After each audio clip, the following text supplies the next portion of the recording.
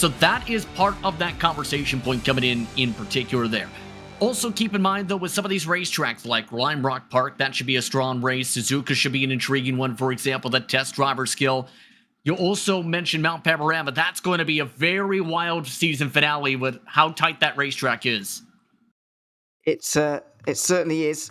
So we'll look forward to that a little bit later on. But we've got plenty of time before we get there. 22nd of May, the end of May, when we'll be seeing our season finale. And we'll see if we do still have things very close by then. Last season in the GR86 Championship, which I guess was the closest thing we can draw on, nearly 30 points between the two.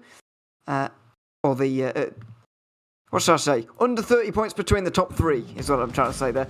So it was very close right towards the very end, and we're looking forward to hopefully something a little bit similar. Just before we get you underway with some qualifying here for this race, tell you a little bit about the sponsors that make these broadcasts possible. Starting, of course, as we always do, with Advanced Sim Racing.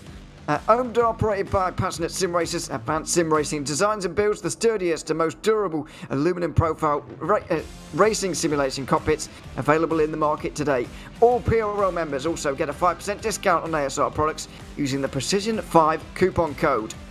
This broadcast also brought to you by Racebox. Racebox offers mid and high-end button boxes for sim racing enthusiasts, from the casual gamer up to the most meticulous sim racing driver. Competitively priced and carefully handcrafted, our button boxes are an enjoyable addition to any sim racing setup. Visit raceboxsimracing.com and get a 5% discount using the Precision 5 coupon code. This broadcast also brought to you by the Bookkicker. Bookkicker products provide an incredible immersion and realism to every game. Feel every nuance and truly put yourself in the driver's seat. Mecha Sim Hardware is a small company from the Czech Republic, and their goal is to produce high-quality sim racing hardware. If you're looking for a high-end pedal set, handbrake or sequential shifter, visit Mecha Sim Hardware's eShop right now to get you up to speed. Moradness is a performance lifestyle brand motivated by motorsport and founded by professional race car driver Daniel Morad. For more information, visit moradness.com. And finally, this broadcast is brought to you by NinjaTrader. Ready to compete against the financial markets? Supporting over 60,000 users across the globe, NinjaTrader provides an award-winning trading software and brokerage services. NinjaTrader is always free to use for advanced charting, backtesting and trade simulation. Visit ninjatrader.com to get started now with a risk-free trading simulator and start tracking your performance. A big thanks to everybody making this broadcast possible. And we very much hope you enjoy the show here tonight. As I mentioned, Production Car Challenge up first. That's going to be at Daytona. And then stick around because the GT4 Sprint Series is going to be coming up minutes after that. And that will be at the Charlotte Roval, which we're very much looking forward to. For now, though, it is, I believe, qualifying very soon, if not already, for these drivers out there right now. But I do begin to wonder, Justin, just how important qualifying will be when the draft will be so important during the race at Daytona. Well, the important thing to consider is absolutely track position is critical here. You can find your way up at least to the mid pack if you start towards the back with the help of the draft. But the critical thing is you have to be in the main pack to really utilize the draft. It's extremely difficult to reel in the lead pack once things start to separate. Especially even in the course of a 35-minute race, we're talking separations could build up after 15-20 minutes. So you want to have that track position to be amongst that lead grouping in your respective class to be able to break away from the rest of the pack and then fight it amongst yourselves. So it's so critical in turn you qualify well. And don't forget, there's still the infield here, of course. That could be the main separator between the front and the back of the field. If you're not solid in the infield, you can't use the draft for the main part of the track. Absolutely. It's going to be very, very important. I'm going to put you on the spot a little bit here as well, because we've got GR86 racing, we've got MX5 racing as well here. Two cars that we're getting accustomed to quite well, especially the GR86. The MX5 has obviously been out since the dawn of time, and that's fine. But the GR86 is a little bit new. Are we expecting more pack racing and a load of cars coming to the line together, or are we expecting to see maybe a group come to the line completely on their own, and or a driver even on their own and take the victory that way? That's a good question, because it depends really on the pit strategy, what type of finish we get. Because when it comes to the MX-5s, usually the expectation is you have a major pack, you have them everyone grouped together, you end up having that wild 3 or 4 wide finish. However, there is the chance someone, if they take a few seconds less of fuel or they're stronger in the infield, can break that draft to the point where after the pit stop cycle, they have that 3-4 second cushion, and if you can't close up in time by the end of the race over the span of, say, 7 to 10 minutes by the time the pit stop windows are done, that might end up being the race there. So in other words, it comes down to the talent level of the drivers, but also the strategy, and also in turn, the position of where they actually are on the said track once things cycle with the fuel limits of the cars tonight. Qualifying coming up, 10-minute session with 4 laps available, but the lap's so long here that I'm not sure they're going to get through all of them. We'll wait and see if they can, but it could be quite difficult. Practice just about over right now, and you can see these wonderful aerial shots of Daytona at night. The race itself will be starting at 25 to 9 in sim time. That is the latest start time we've got for any of the Production Car Challenge races here this season. The next of them is 5:15, and that's not going to be a problem in the early May time in Japan. That'll be the Suzuka race. And by the way, I don't know if anybody noticed it at home, but Suzuka are on the calendar twice here for this season. Round 4 is going to the Grand Prix circuit. Only the West course being used at round 7. So it's going to be interesting to see the same track on the calendar twice here throughout this season, but we're very much looking forward to it nevertheless. And we are a car down a little bit, or a class down here, Justin, in the Production Car Challenge here for this season compared to what we were expecting. We thought we would get a 3 class field, but unfortunately the new Renault Clio Cup just didn't quite take off as much as maybe the organisers were hoping for. Grand total of 5 entrants for that respective class. So for the Production Car Challenge for this campaign, you have the GR86 and the MX-5s in turn. Both, again, should still put on some great racing. Of course, GR86 competition being crossed over for the last PRL campaigns. MX-5s, though, for a long time also competed on the Monday night. So it should be intriguing to see how the different classes in turn, well, clash, especially since some people compare their speeds to be very similar. Yeah, I'm not quite sure what the pace difference is actually going to be for this race, really. So we'll have to find out, really, as this goes on. As you can see, 8 minutes up top there, and 4 laps anyway. I don't know if they're going to get there, as I mentioned, it with those 4 laps, but we'll see, and we should see the drivers getting up to their regular pace, to their maximum. And just a case of seeing who comes out on top here. I do always wonder, and I do like Daytona, especially at the start of a season, with the way that it opens a season. Of course, it does in so many championships. But I've got to say, in cars like these, when you're spending so long on the oval, it's got to be a little bit demoralising to drive. Well, maybe not demoralising is the wrong word, but maybe a bit boring at some cases, because you are flat out basically on the oval for quite a lot of this lap, where you're not really doing that much. I mean, it's more so a patience game when you think about it in terms of the race side of things. The qualifying side, yeah, it can be where you're just full throttle zipping around, but it's not quite as simple as that. You need to know the exact marks for the brakes once you have to get off the full throttle. You have to also know where the power bands are for the gear shifts. For example, with the MX-5, that's a little bit more simpler than the GR86. Tried it myself recently, actually, with the GR86, and it's pretty different. Let's put it that way in terms of how the gearing feels in the car, in that if you aren't in the optimum gear right in the middle of your corner apex exit for when you get back on throttle, you can be down 4 or 5 seconds per straightaway. you need to know exactly which gear you need to be marked in as well to make sure you are able to optimize to be then at full pace for the full throttle. Kevin San Diego gets to full throttle out on the banking now. That comes out and through NASCAR 1 and 2, where he's got a very long time until he has something else to do in this field, or on this circuit, I should say. So you just got to wait and wait and wait and wait right to the end.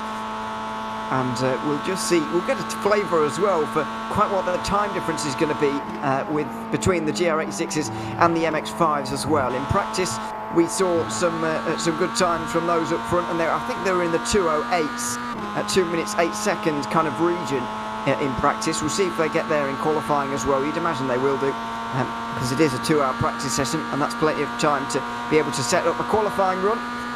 But as you can see, the Mazda's not exactly that much slower than that. Kevin San Diego comes out of NASCAR 4 right now. He's up towards the line. I don't think the pace difference is really going to be that large between the MX5s and the GR86s by the looks of things. There are two categories on the left-hand side. And Kevin San Diego sets the benchmark for the MX5s with a 2 minute 10.4, which really shouldn't be that far away from the best time overall.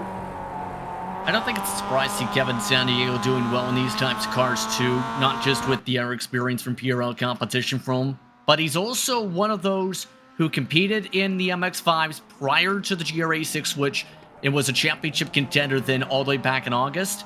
Third in the championship there. Top 3 in the championship in the next campaign with the GR86. Very versatile can Kevin San Diego be on the racetrack for Dark Horse.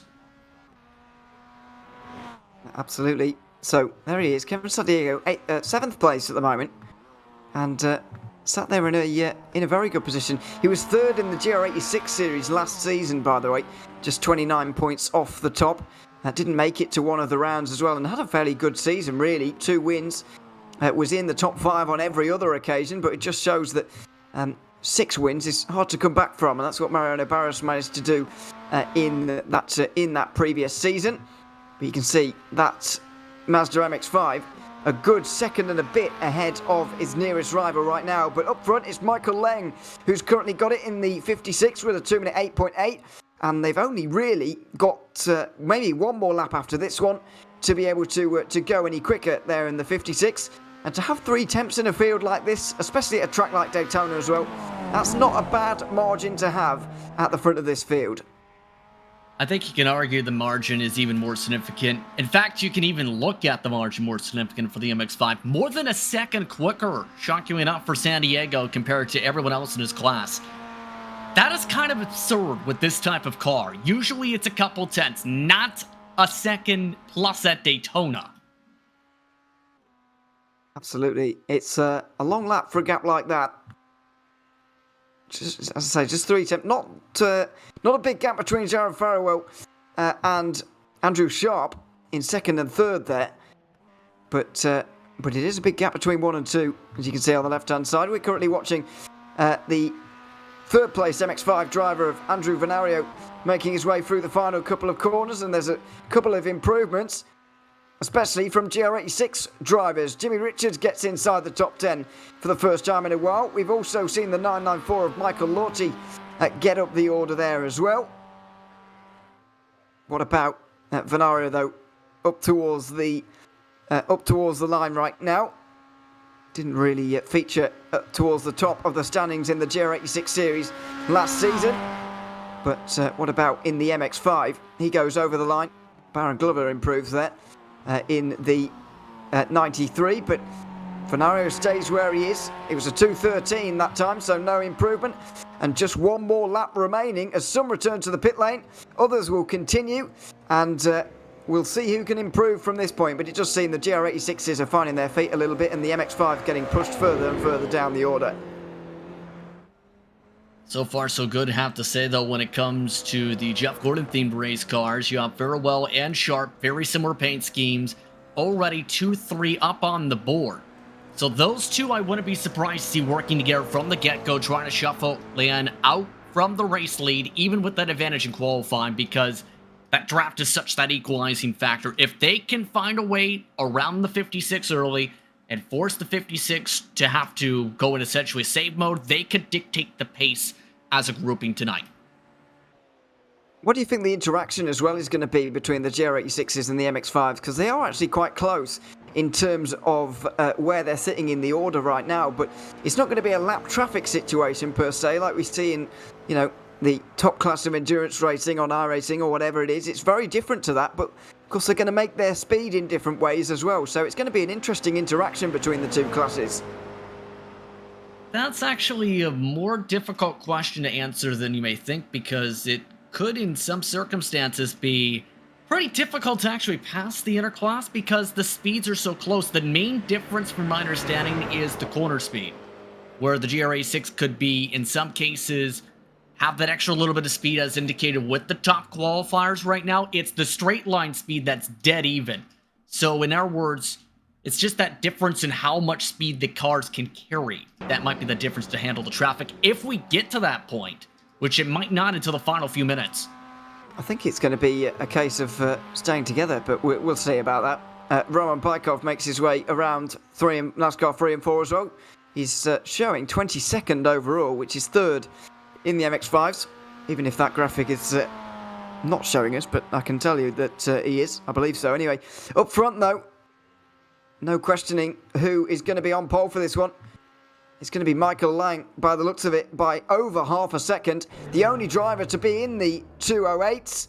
There he is, pulling off to the right-hand side. He knows that his work is done, and he knows that the pole position is his. For the first round of the Production Car Challenge, it's a fantastic start for Michael Lang in that position.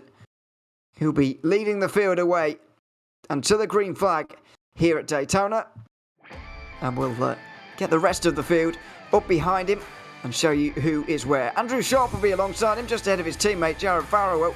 There's Aidan Irvin in the 4th place with Eric Harmon and Nicholas Schwartz rounding out row 3. And that rounds out the drivers within a second. Jeff Evans is in 7th place, just ahead of Francis Castillo Romero in 8th. Kenny Rodriguez and Kyle Streichart round out the top 10, with Mark Fowl and Kevin Bergqvist sharing row 6. In 13th, we have got Daniel Del Busto, Jimmy Richards alongside in the 2 Iceberg Racing Toyotas. Then it's Baron Glover ahead of Nathan Miller, and the first of the MX5s, Kevin San Diego, sharing row 9 with Doug Evans. Then it's Michael Lorty, who's second in MX5, with Colton Lane running out the top 20. Joseph Bear is on the inside of row 11, with Roman Bykov alongside in the Mazda. Patrick Cowgill and Kelly Greenhoe in the 24th place. That's Andrew Venario with Derek Putnam. Alex Teeter, 3.2 seconds back in 27th, alongside another of the GR86s, Richard Modric. Then it is James Doherty with Zach Fuller to round out the top 30, and we've still got more to come here as well. Dave Peterson is there with Ronald Overbay, Ian Cabana, Colton Easterday all there as well. Edward Peltz 8 seconds back. Michael Chase didn't get a representative time on the board. Neither did Ryan Kings, Sydney DeSantos, and Nicholas Kaltsas didn't get a time on the board either in their respective cars.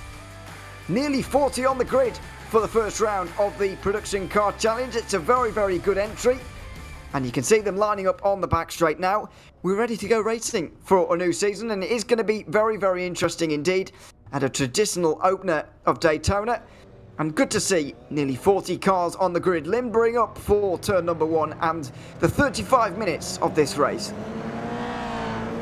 It should be an exciting one, I think, to say the very least, amongst those, especially with what can happen with the GR86s, with teamwork that we may see coming to play, just try and shuffle things about up at the front from the get-go.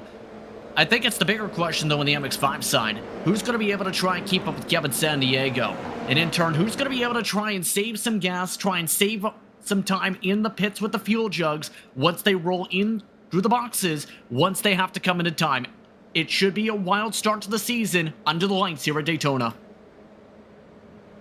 It absolutely should be. We're predicting 17 laps over the course of the 35 minutes here today, by the way. As I mentioned, starting at 25 to 9 here in Sim. It is going to be getting a little bit chilly, and it'll be up to about just past 9 o'clock in Sim. by the time this race is over, and Eastern time as well, for all of you that are in the United States. Pace car pulls off though, and it is going to be Michael Lang who's in control of the field, and he's not waiting around for anybody. He's going to get the green flag waving, and he's going to get the production car challenge for 2023 season 2 underway down in towards turn number 1. Andrew Sharp tucks in behind with Jared Farrell going alongside his teammate briefly, but Aidan Irvine finds himself down the inside in towards turn number 1. They'll filter through, and the early start from Michael Lang has really strung out this field early on. Yeah, already a great start. Exactly what he needed to have happen behind him with some of the shuffling, to say the very least. You can already see, though, Irvin and Harmon amongst those really battling, and there goes one car. One of them off the road. It might be Mark File, it is. Mark File off the road in the 77, and he's going to get back on again at least, but he's down in 23rd, unfortunately, and that has put him, well down, unfortunately, and difficult to see him recovering from that. Through the West Horseshoe they go for the first time, and out through the cut through onto the banking again. We've already got Michael Lang with a 1.5 second lead. What a remarkable start from him. Remarkable start. I'm not surprised, though, with what we've seen from him qualifying. It's going to be very difficult, even with draft, to be able to keep things up here. For comparison with the MX-5s, Kevin Sandiego is trying to do the exact same thing, to the point where some of the drivers in the MX-5s have caught the back end of the GR86s, which is absolutely unreal with how things are playing out early. Already just that close on pace you're seeing with the GR86s for the back. Absolutely, and this is where I see the problem for all the MX-5s. They're going to get in real trouble with all of that over the course of today. Think about the first 8 of them have gotten into a bit of a train back there in the MX-5s. By the way, it's still Kevin Sandiego leading there. Michael Lorty still behind. Roman Baikov's up to 3rd. Kelly Greeno has had a good start as well to get up to 4th place. And here they are, all side by side, coming out of the bus stop chicane. Kevin Sandiego getting overtaken here by somebody on the outside line. It is Michael Lorty who's trying to go through. Baikov and Greeno go side by side as well, but Kelly Greeno going to get to the back of a teammate here and push here in the 2 Masters on the inside line. A bit of working together and a bit of 3 wide as well. It looks like we're going to see Kevin Sandiego push to the lead at the end of lap 1. Oh, and the Danger Kitties are getting very, very nervous here. A little dangerous moment for the backup for Lorty. But already the teamwork coming critical here when it comes to the battle for the MX-5s, and this is going to be difficult because lots of traffic. You have the leaders for the GR86s doing well up front, 1.6 seconds back. Compare that to a lot of the others, it's getting very tangly because take a look at the teammates. It's Jared Farrell who's getting, I think that might have been even on his own there. Aidan Irving was very close to him, but I don't know if there was quite contact in that one. Oh, and there's a spin there for Eva. It's Kelly Greeno. It's not Kevin Sandiego. It's Kelly Greeno in the 12, unfortunately. You can see the DR86 is in front of them fighting it out. And this is where the problems with lap traffic are going to come today for the Masters. She gets dived. Oh, and it's a 3-wide moment. And, it continues on. It's just a bit of a power down moment on the exit there. That was a bit of a clumsy one into the International Horseshoe, as just too many drivers were trying to make moves. Greeno got very lucky to avoid damage, then exacerbated it with the spin, absolutely. So a tough situation in turn. Already in Cabana, mentor repairs, Colton Easterday in the MX-5 is also just out of the race. So a lot of this attrition that we were expecting, and has to be expected when it comes to Daytona in general, mind you, really flaring up and big. Goodness me, this is quite a gaggle, what I describe as, for second place. Everybody all together running around NASCAR 3 and 4 right now. We've got Michael Lang out front in his own world, doing his own thing right now, but behind we've got 3 wide racing very nearly up towards the line. We do indeed, and this could be the story of the remainder of this race. 3 wide over the line. We've got, that's Farrell trying to recover just in the background there. Down towards turn 1 they go, still 3 wide. On the braking zone as well, it's Aidan Irvine on the inside line trying to overtake everybody. And I think he has retained that second place through most of the banking there, and it allows a load more Toyotas to catch up. Harmon really playing aggressive defense, though. That could be a very dangerous game to play. And you better hope that the flow of your car doesn't end up getting to the point where you need a miracle to stay on the racetrack. There's the class split for you. Lang, Irvin, Harmon, Romero, Schwartz, your top 5 in GR86 right now. Kevin Sandiego still leading in MX5, and it is still as close as you'd like it out there. Still 3 seconds for Michael Lang, though. And, well, he's going to be really enjoying this battle for second place that now contains 7 cars, maybe, all the way down at the order to about Carl Streichardt's there in the 7. I can just see on the background. There he is, just clinging on to the slipstream, and this is going to be the story of this race, and I feel like it's going to be the story of the race at Monza as well. Slipstream going to be very important in these first 2 rounds. Yeah, and the major thing though is talent can supersede some of that draft or supersede it. What we were seeing from Lane in particular, nearly a second quicker than those in the pack, is absolutely unbelievable with how he started off the season. This could get tricky, though, out of the corner. Harmon bump drafting Irvin right in the middle of the corner exit. That was very close. Irvin with a good save, and we know how snappy these cars can get when you do get them a little bit loose. And now Harmon gets to the rear end of Irvin, so this is interesting. And this is not quite what we've seen so far in the last couple of laps. We've not seen much bump drafting, we've seen a lot of racing, but now we see it as Romero catches up to both of them. We could see another car to our right-hand side here very soon. Oh, not quite. Romero's going to go to the inside and try to help Irvin. This is what helped the 259 to retain second place last lap, but will it happen again? Irvin dives to the inside, Harmon can't go round the outside. Can be difficult to slow things down a little bit if you aren't comfortable through the gears. That was a little bit of tire spin, or it seemed wheel hop at least, going through those gears for Harmon. And it looks like a mistake up at the front again. Out wide for Aiden Irvin. And Harmon's going to go through. Romero in the train, along with Schwartz as well, who might not get involved, really. Romero takes a shot to the back of Harmon, and they go side by side. Oh, Romero just about keeps it off the grass and on the road. He dives on the brakes. Very close to the back of Harmon. They continue side by side out of the West Horseshoe. And it's still Irvin on the inside here. On board with Schwartz we go. And it looks like Romero has had to give it up. He's gone for the run on the exit instead. If anything, Schwartz is in a better spot here with how they're fighting. Just wait things out, see how things go, plot things forward, because at this point, they're getting very close to be able to bounce off each other at this point. And when you get to the point where they're bouncing off each other like they've been nearly every time coming out of the bus stop down the backstretch, you're not in a good spot. Neither is that. Out for a spin for Richard Modric, unfortunately, in the 71, and he's going to have a load of MX-5s overtaking him. He was already embedded within this field. That's the leading 3 you can just see in front of them, who have broken away and are fighting away. But this is what happened to the 71. Just a little bit too fast on the entry, bumpy through the middle, and I have noticed that in previous races as well, previous to this one, but this race just confirming it, when these GR86s get a little bit sideways, they're pretty much gone. They're not very savable once you go for a slide. Yeah, it's very easy to lose the back end of these cars, I've noticed, if you aren't experienced with them. And it looks like Romero's getting a little bit brave on the outside. Irvin getting a little bit pinchy. He doesn't really have anywhere to go here. It's Harmon on the inside line, and he's got it. Romero's going to get spun here, and he does. Irvin and straight into Evans. On the exit of turn number 1. He's going to reverse out the way as Romero, and don't come back on the circuit. Oh, he just about did without causing a problem. And everybody continues.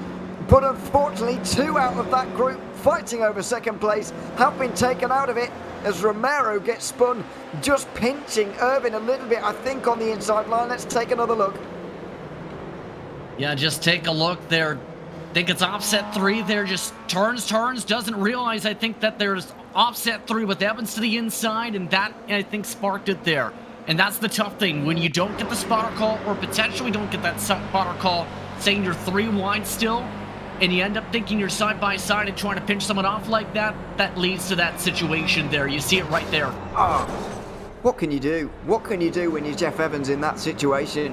Just, well, nothing, I guess, is the answer. But, and that was quite squeaky from Romero to get back on the circuit in that way.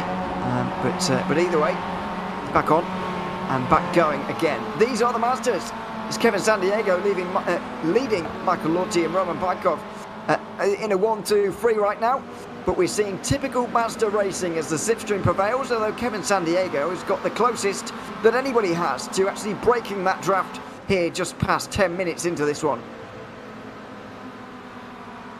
Yeah, very, very strong from Kevin Sandiego so far. Only 3 drivers rolling this lead group. Bykov should say, has led some laps so far, swapping back and forth. Lordy, though, is not helping his cause, though, by making mistakes like that one in the bus stop. That's a slowdown if you take it too much. And that's going to leave Bykov on his own as well. Here comes Fuller. Oh, looked like he was going to the low side there, ended up going high. And Andrew Venero is going to gain on them as well. Oh, well, there we are. That helps. So back into the slipstream they go, but Kevin Sandiego now very much has broken the slipstream. Bykov hasn't got anybody to draft with to try and get back to the front. And so it really takes organisation from these 3, but Venero wants the position instead of the cooperation, and Michael Lorty might well be under threat for his 4th place position right now. Outside line for Venero. He's not going to make that move. But I think it is going to take cooperation here from Bykov, Fuller, Lorty and Venero. Whoa. As they pass 2 GR86s who have gone off. One of them, Jeff Evans, again. And I think it was teammates, actually, both back drivers, Colton Lane involved in that one, a whole grouping of them racing. But watch the corner exit, because something happens to Evans, and Colton Lane in turn with the slow up and slide up, just nowhere to go, slams in the side of the door. And again, what can you do? You're committed to that line. All you can do is hope you aren't demolished. I'm speaking, it was very ironic, actually, that Jeff Evans collected someone in a very similar way to the way he was collected. Cole Streichhardt has also been off the road by the looks of it. He's getting back going again after an incident down at turn 6 by the looks of it. He was side by side with, I think that's Aidan Irvin, or it's one of the others from the leading group. Streichhardt was down the inside, and he went for a spin. Those bumps do seem really quite deadly in the GR86. That's the second we've seen in a matter of 2 or 3 laps there. Yeah, those bumps absolutely spin you out, because at the same time you're trying to go click, click, click on your shifter, on your paddles likely to shift down in the sequential shifting, and it can end up looping you around in the midst of that because you're revving up those back tires as you're shifting down, down, down, and trying to do so while slowing down to make sure you're in the optimal RPM band. And when you do that, that's what happens with the bumps. Now, Nicholas Schwartz gets into the back of Eric Harmon for the first time today, really. In maybe a last gasp hope to catch the leader, but surely that's not going to be possible. Gap falls to 4.5 seconds as a result, but it's going to grow again as Michael Lang continues to control this race. We've still got a 4-car fight for second place, and that's the case in both classes now. The GR86 is fighting nicely over this one, and the MX-5's fighting a little bit more aggressively over second place back into turn 1 here. Fuller down the outside with Michael Lorty steaming up the inside, and they're going to run side by side through the S's by the looks of it. And this is frustrating as drivers in your respective class, because here's the thing. Remember that mistake we've seen from Lorty, remember from the bus stop? That was enough for Sandiego to break the pack and gear up and work with 2 GR86 cars. So at this point, you have to say to yourself, try the swap draft and work together, cooperation, to be able to try and find a way to gain 3 seconds, otherwise you let Sandiego walk away with the class. Well, he's embedded in GR86 traffic right now, is Kevin Sandiego, so now's your chance, but they're not taking it. There he is. He's sandwiched between a couple of them. On either side of him right now is Francis Castillo-Romero and Doug Evans as well. So Doug Evans and Jeff Evans, that's not going to confuse me at all. I'll remember that. Out through 6 and 7 go the MX-5s. And now is the moment they need cooperation. They've got the 4 of them in a line.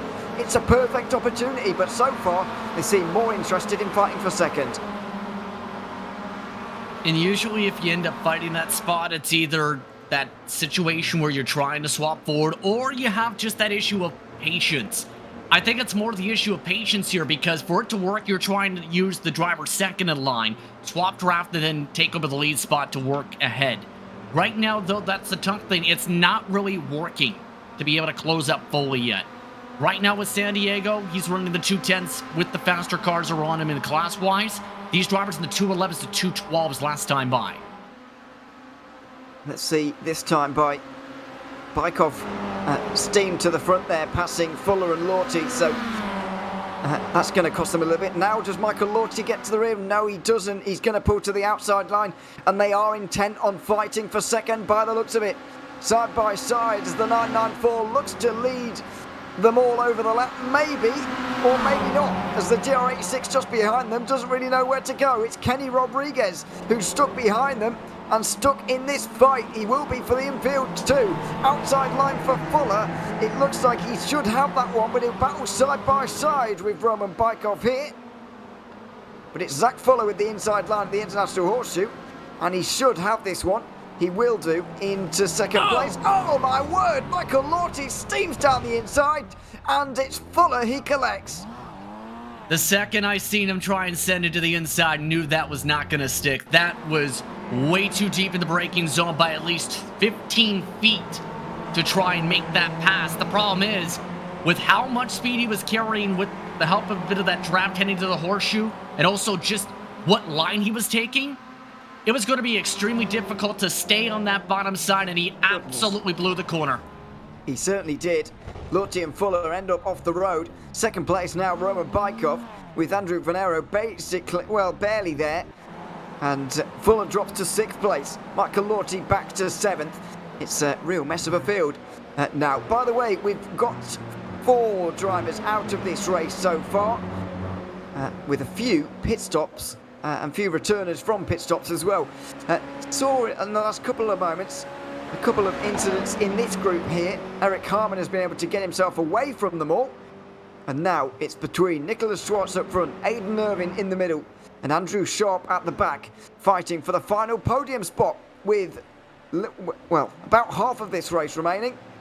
Irvin to the outside line here, and he's going to be third place at the end of lap number 8, excuse me. Here we go.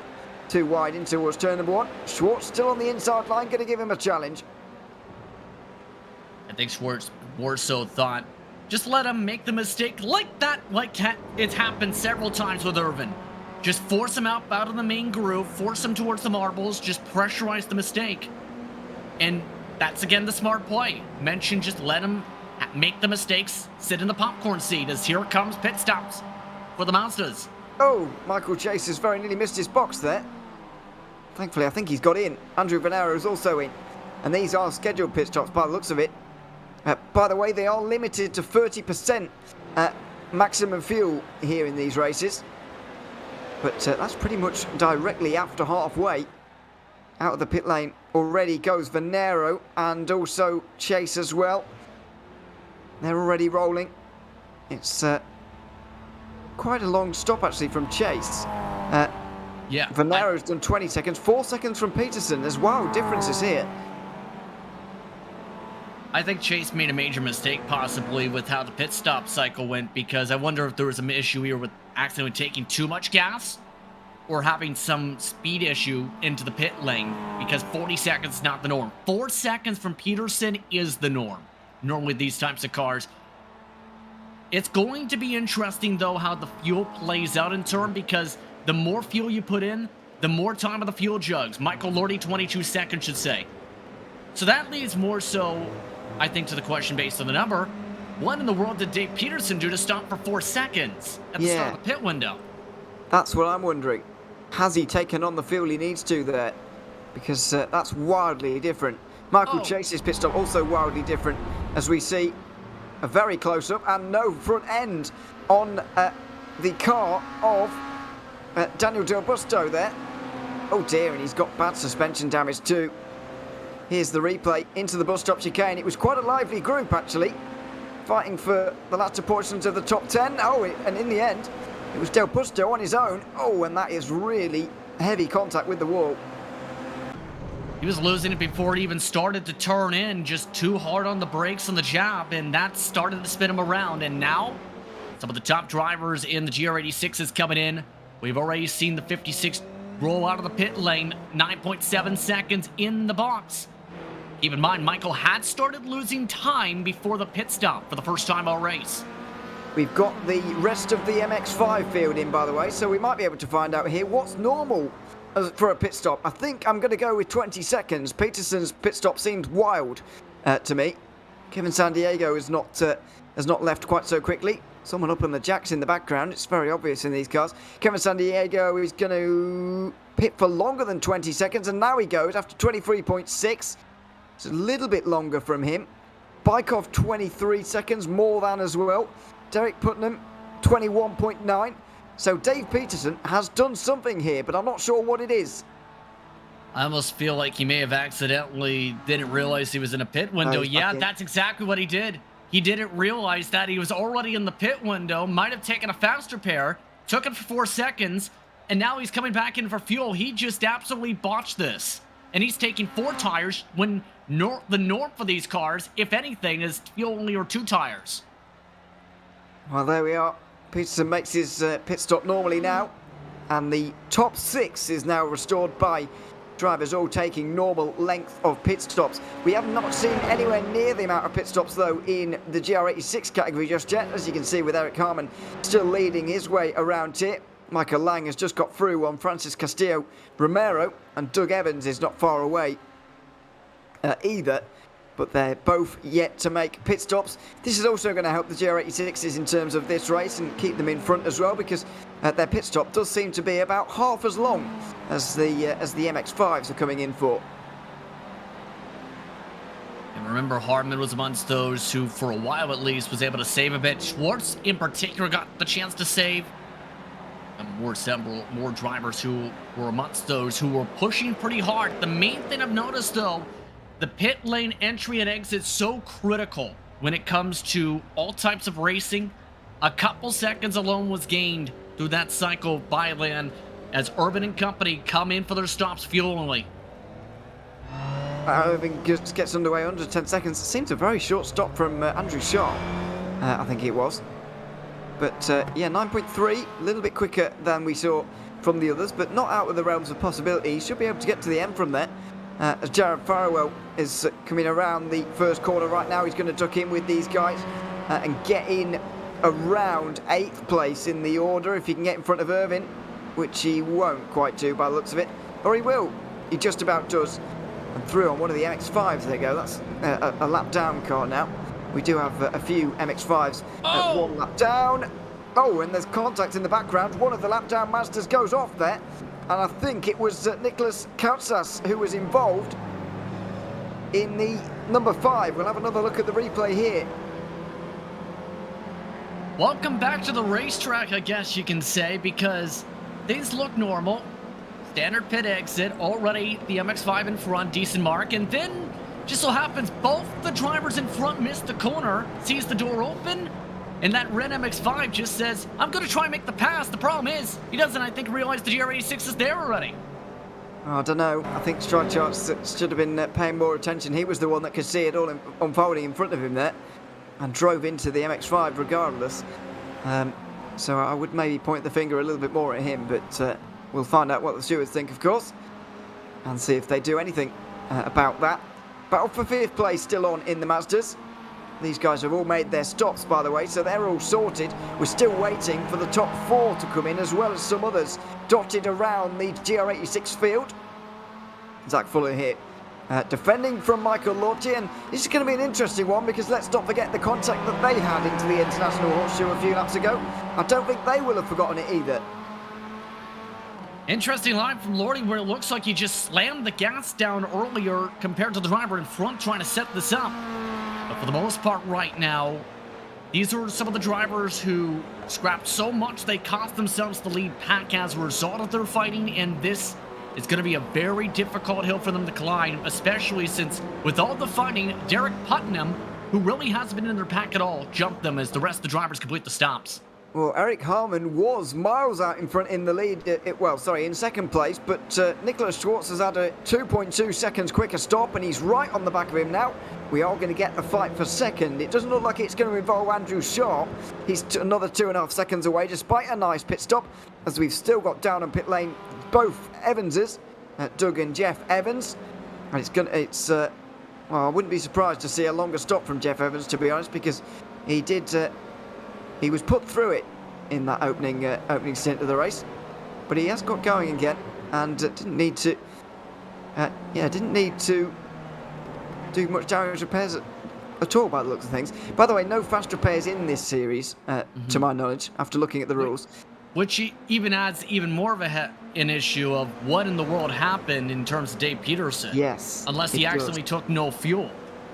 It must have been finger trouble. It must have been a mistake. He can't have done that on purpose, surely. You know what the thought process might be, because remember, one of the new features on iRacing is the auto fuel. That might be a factor too. If you turn that off, it doesn't automatically put your fuel back in. You still have to manually add the fuel in for how much you want. So if you end up turning off the auto fuel but forget to adjust the fuel total, you might end up getting 0 gallons from the tank and just having a windshield tear off. Quite possibly. But then again, he might have run out of fuel on the next lap if he had got no... I think he got a little bit of fuel, but not enough. And it certainly wasn't a full stop, that much is obvious. Oh dear, Aidan Irvine with a real handful there. Jared Farwell right behind him. And we've got another GR86 really closing as a result. That is Baron Glover, who's right on the back of them in this fight for 5th place. Well, there's bump drafting, and that was nearly bumping going into pushing there. And not in a good way either, because Farwell was being very aggressive. Keep in mind that Baron Glover got into the midst of this battle because he took one of the shortest pit stops in the class at about 8 seconds. So the question's going to be, how does Glover play this? He needs to save fuel and let these drivers scrap. Has to clutch and coast a bit on the entries to make sure he is able to have enough gas to then try and pass them on the last lap. Well, do you think he's doing that fuel saving now, or do you think he did that in the first part of the race and now he's been let loose? I think you still have to do it in the second part of the race if you have 8 seconds in the tank. It is quite short. That's not a long stop, so you might be right. But this is the perfect opportunity to do it. Irvine and Farwell side by side through turn 4, and towards the West Horseshoe, Baron Glover will be enjoying this because he can save that fuel. And Glover, the problem is losing time, oh boy. Around he goes, and it's just not been Aidan Irvine's race. He's had the pace, he's been up there, he's been on our screens a lot, but that's not always the good thing here on RaceSpotTV. Oh dear, and he nearly got clipped there. Let's have another look. Farrell did well to hold it round the outside here and give himself the inside for... These cars behave weirdly when you go on board, don't they? Outside line 4, Aidan Irvine, he gets it a little bit on the rear brakes, and just no chance at saving it, really. No chance at all. Yeah, the second it seemed he started shifting to third, it started jumping around on him. The intriguing thing is he was still committed to getting to second gear at least. Unfortunately, he's already spun all the way around. Yeah, that onboard shot was very telling of just how these cars behave. Weirdly, I would describe him as, but then again, I've not driven it myself, so can't judge just yet. I mean, technically, where did Baron Glover go? He has gone here. Has he? No, it's Farrell and Glover who are fighting. This is not these two. This is Harmon and Schwartz fighting for second place. But one of them... Oh no, Baron Glover is there. He's with Farrell, and Irvine dropped back as a result of the incident we just saw. So all is well. But the gap is a little bit bigger than maybe you'd expect between them. Baron Glover just off the back of Farrell in that fight for 5th place. Maybe the 65 is going to have just enough, because I think you're right. Glover is sipping the fuel right now. You can even see it with just how slow that entry mark is, where it almost feels like he's kind of late shifting it. The thing is, you can't really do that if you want to be quick here, because in the race referring to that, where I tested out these cars before, I thought, oh, I'm in a good spot, running decent times, 17 seconds off the pole time. That's how different the band is compared to the MX-5s. It's, yeah, very different. Yep, to say the very least. the way they handle can be somewhat similar. But you still have an adjustment curve, man, to be able to get used to it. And for some of the drivers from last year's GR86 series, they have the upper hand over those if they skipped over that side from, say, the MX-5, or rather have not raced that previously. I think, by the way, we're going to be at 2 laps to go when we get to the line here. It'll be the end of lap 14. Whether we're going to get 16 or 17 lap race is very much up for debate, and so is second place in the Mazda MX-5 category. This is Roman Bykov and Andrew Venero fighting for 15th overall, but second place in the class, with Jeff Evans just behind, who just seemed quicker than them. Mark File as well in the GR86, trying to overtake them as well in the order right now. It's a classic 2-car fight for the win, with Kevin Sandiego 3.5 seconds out front. Might just be in the clear at this stage in the race in that lead. It's the exact scenario I talked about during the pre-race. If you can find yourself with the right strategy, and in particular find yourself in a spot where you can break away from the rest of your respective competitors, there's not going to be enough time for them left to close up to you unless you in turn make a mistake. While these drivers right now in this pack are quicker, the problem is there's not enough time on the clock to be able to fully close up unless San Diego really slides around the racetrack here. Yeah, they need something to go wrong, and there's no cars actually in between them on the road right now, between Bykov and San Diego, who's also got 10 seconds out to the leading 13 GR86s that are in front of all of them. And Venero's not even getting that close to Bykov right now. We've seen a lot closer than this, but the long straights and the slipstream effects that you get in one of these cars is really going to mean that it's absolutely fine and no problem at all for Venero to get to the rear end, and he does so over the line here. I think this is 2 laps to go, by the way, as they go over the line right now. And closing right in is Jeff Evans just behind. He wants to stay away from Mark File, who's in the GR86 just in behind, probably catching the 3 of them as well. But there's not all that much he can do, as that's a wild ride for Kyle Streichardt. Off the road and back on it again. I think he's gone off at turn 4 and straight across the course towards the West Horseshoe. I believe he just had caught it up towards Glover. You can already see the difference in the speed, just how much Glover has been struggling a bit with the fuel mileage, sends it up the inside, just about has it clear, until that little bit of speed, too much on the exit, just enough to whip him around. Great effort to try and save it, but very lucky he slid across the track when no one else was behind him still, outside of Glover, who was still to his right. Turns out I was entirely wrong, actually, in my prediction. But anyway, Glover certainly is saving fuel, though. That much is clear. He's now more than 6.5 seconds away from Faro, and I think he's gambling on this being a 14-lap race. A 16-lap race, I should say. 2 minutes to go, and it looks like it's going to be very close. But I think Michael Lang has just crossed on to his final lap of the race. There's going to be either seconds remaining or just seconds the wrong side here for Lang in terms of making it another time around. But we may finally see the resolution to the battle between Eric Harman and Nicholas Schwartz as well, who have been fighting, going nose to tail for the last few laps, but haven't really been side by side very much in the last 10 minutes. Can confirm that Bonnie the Flag Man is throwing the white flag currently in the sim. So this is the last lap. The difference about 9 seconds from the line. And now it's the matter of how some of these drivers fight. San Diego's still comfortable in those MX-5s right now, especially since with all the starting of the scrapping between these drivers, they're losing time to a driver on his own right now. Now it's the matter of how do you play this if you're Venero. You can't do this move too early or else you lose the spot.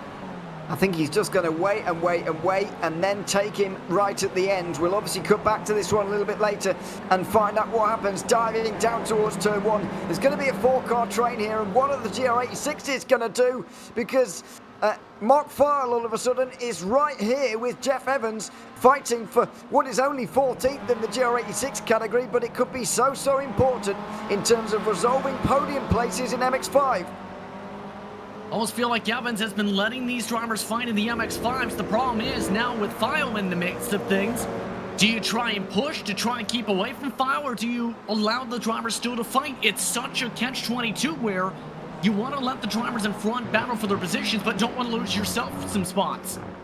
Out of the final bus stop chicane for the final time for Michael Lang, who's going to take the win here surely. But behind, it's between the likes of Eric Harmon and Nicholas Schwartz as well. There is the 56 that we've not got much chance to view here this evening because it has been so dominant. Michael Lang, with the best possible start to the production car challenge this season, wins in the PRL by more than 7 seconds. Eric Harmon is going to take second place. He'll pull down to the apron and he will just take it by about half a car length. Attention will turn to the MX-5s as Kevin Sandiego's going to take a win here, but what is going to happen between these two for second?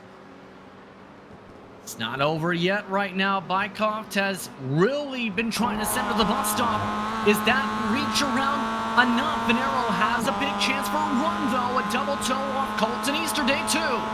Well, the MX-5 there might just be saving Bykov. And is it possibly a teammate to help him there? I'm not entirely sure. It could just be an innocent lap car, an innocent bystander. But I think Roman Bykov has got second place as a result. And he'll close into Kevin Sandiego at the end too. Mark File has made his move as the Mazda MX-5 Cup category is taken by Kevin Sandiego, who gets his season off to the best start at Daytona. It was side by side over the line between three of those drivers. But in the end, Roman Bykov takes the podium in MX-5 and Andrew Venero just beats Mark File to the line for 16th overall. But more importantly, he's on the MX-5 podium. And we round off an exciting opening round of the Production Car Challenge that really did deliver towards the end. Extremely so delivered. Two dominant performances for the class winners, but some thrilling battles amongst those looking for second on back, it seems. It shows, once again, craft can be an equalizer, but skill can be that major edge at a track like this. It certainly can. And Michael Lang had it all here at Daytona tonight. He takes the win and an early championship lead in the Production Car Challenge.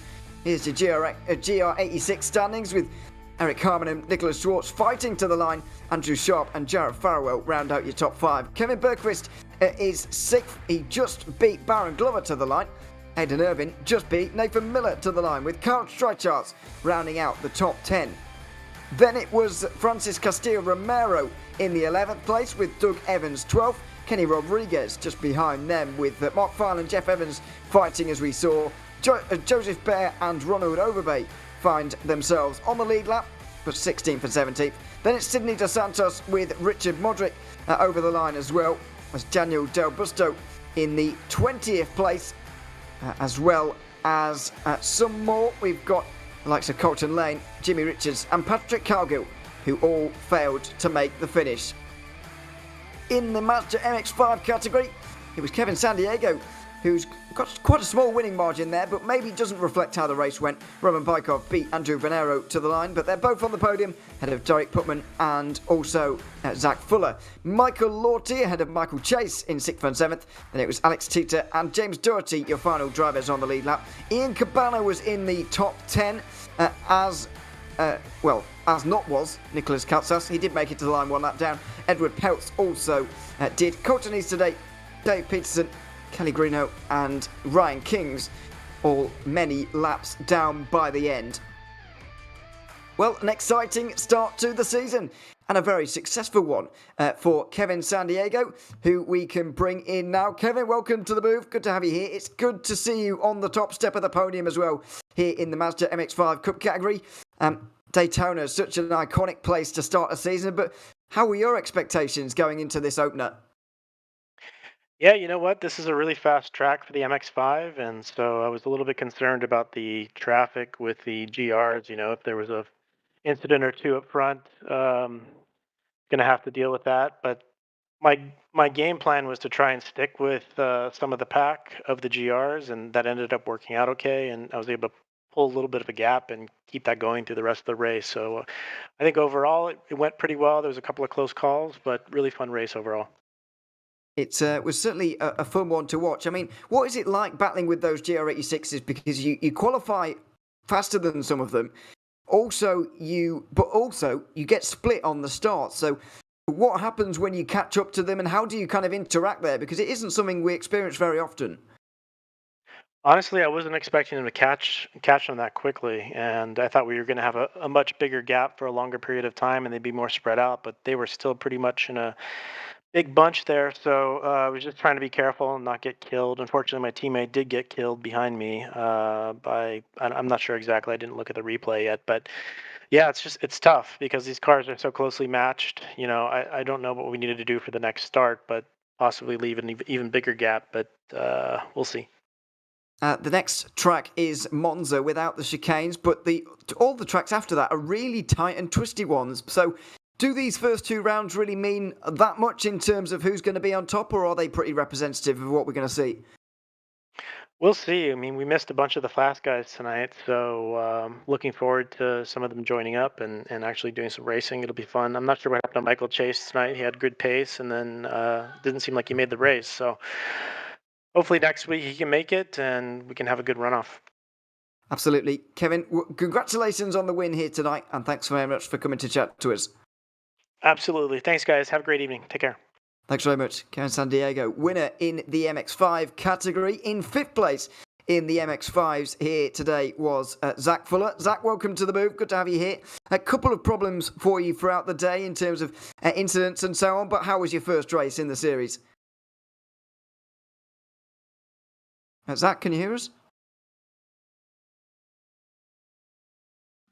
Doesn't look like we've got Zach for the moment. Oh, maybe we have. Hey, hello, can you hear me? Hello, we can hear you now. Hey, thanks for having me. No problems at all. How was your first race in the series after finishing 5th here tonight?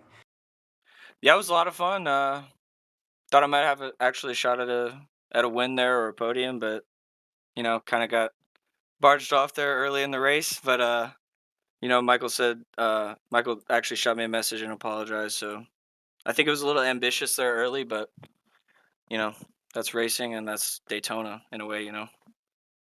Absolutely, and next week is it's even more chaotic as well because we've got Monza without chicanes, bizarrely.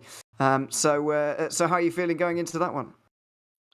I was talking with my teammate. We're kind of going over next week a little bit, and I feel like it's a really similar track in a way. It's kind of an odd road course. There is kind of an element of bravery like normal road courses, but it's a lot of slipstream. So, similar approach. Just don't lose the draft and try to stay out of trouble. Try not to get barged off. Well, it's we're looking forward to seeing how it's going to go for you and how the next round of this series will of course pan out. So we'll see you in a week's time, Zach. But congratulations on a nice top 5 here tonight, and thanks very much for chatting to us. Absolutely, thank you. Thanks very much. Zach Fuller, 5th place here in the MX5s today. Well, that is it for the Production Car Challenge here tonight in the Precision Racing League.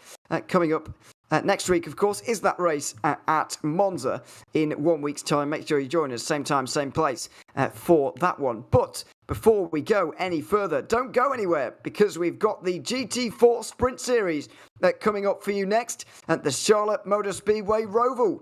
And we're very much looking forward to 40 minutes of action, not multi-class, but multi-car within the same class here tonight in the GT4s. It should be a very, very interesting one indeed. 40% limited in terms of the fuel as well. Will that play into it?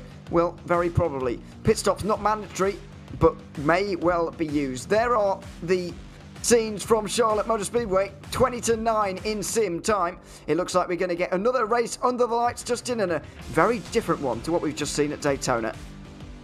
It's a very different type of track, not a drafting circuit at all. It's one that requires precision, but also in turn is one that, for its main iteration when it comes to stock car racing from a few years ago, can bring potential attrition at every corner. You have to know how to master this track. You have to drive it with a lot of aggression to be able to carry a lot of good speed here.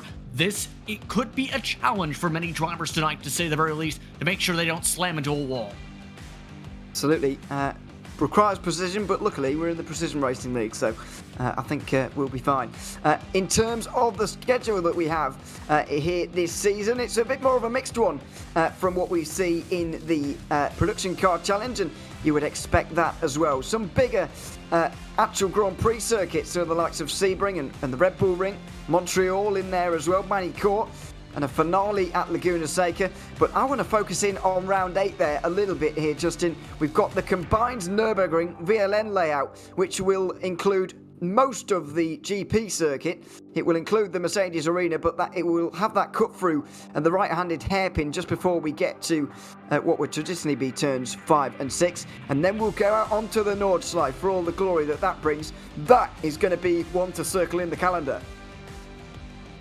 A lot of different racetracks, a lot of them that I think could bring some intrigue. I'm very curious on the Indianapolis race, because with how that racetrack is, it could be a bit of a challenge, similar to what we see for Charlotte Motor Speedway tonight, in my opinion, some of the layout formats for that. But a lot of tracks in turn that in turn will be important to have a lot of rhythm or flow at throughout this campaign, especially when it comes to rhythm in turn, if you want to find that right tune for the championship. That Indianapolis race, by the way, going to take place at the earliest start time in sim of any race that we're going to have this season. But I'll still proclaim that the Indianapolis Motor Speedway have not found a road course with chicanes that are nice, to be honest. But these things happen. It's changed a lot down the years for various reasons. A lot of history at that racetrack, of course, and that venue. But road course racing around there in the GT4s, we'll have to see how that call gets on a little bit later on. Qualifying for the GT4s will be beginning in a short amount of time, and it will once again be a very familiar format from what we have seen. It's a 20-minute open qualifying session in the GT4 Sprint Series, as far as I can see. I'm looking at the right season. So it's a little bit different to what we have seen in the Production Car Challenge. And that also means that these drivers are going to have to find space out there, which is not a challenge they had in the first race tonight. Yeah, this respective racetrack, I think, is more so going to be the challenge of driver skill, or rather, not the way to exactly phrase it, more so in terms of comfortability with the racetrack. Because with how dark this racetrack's going to be tonight, the infield, yeah, with the headlights, that's your only lighting in the middle of that racetrack tonight. You better know where those marks are. You better know the exact braking points you need to have in the midst of the dark. This is not an easy racetrack to even master in the daytime, let alone the night. Well, we're told to, and it is, of course, round 1 of a PRL season, so there are going to be a lot of entries on the field. There's going to be a lot of different cars out there, different manufacturers that I'm sure we'll get into as well as we go along, but I guess one of the keys, and the big key about this race here, especially given that it's the first round of a season, is just survive this race in a decent position and you will have won half the battle.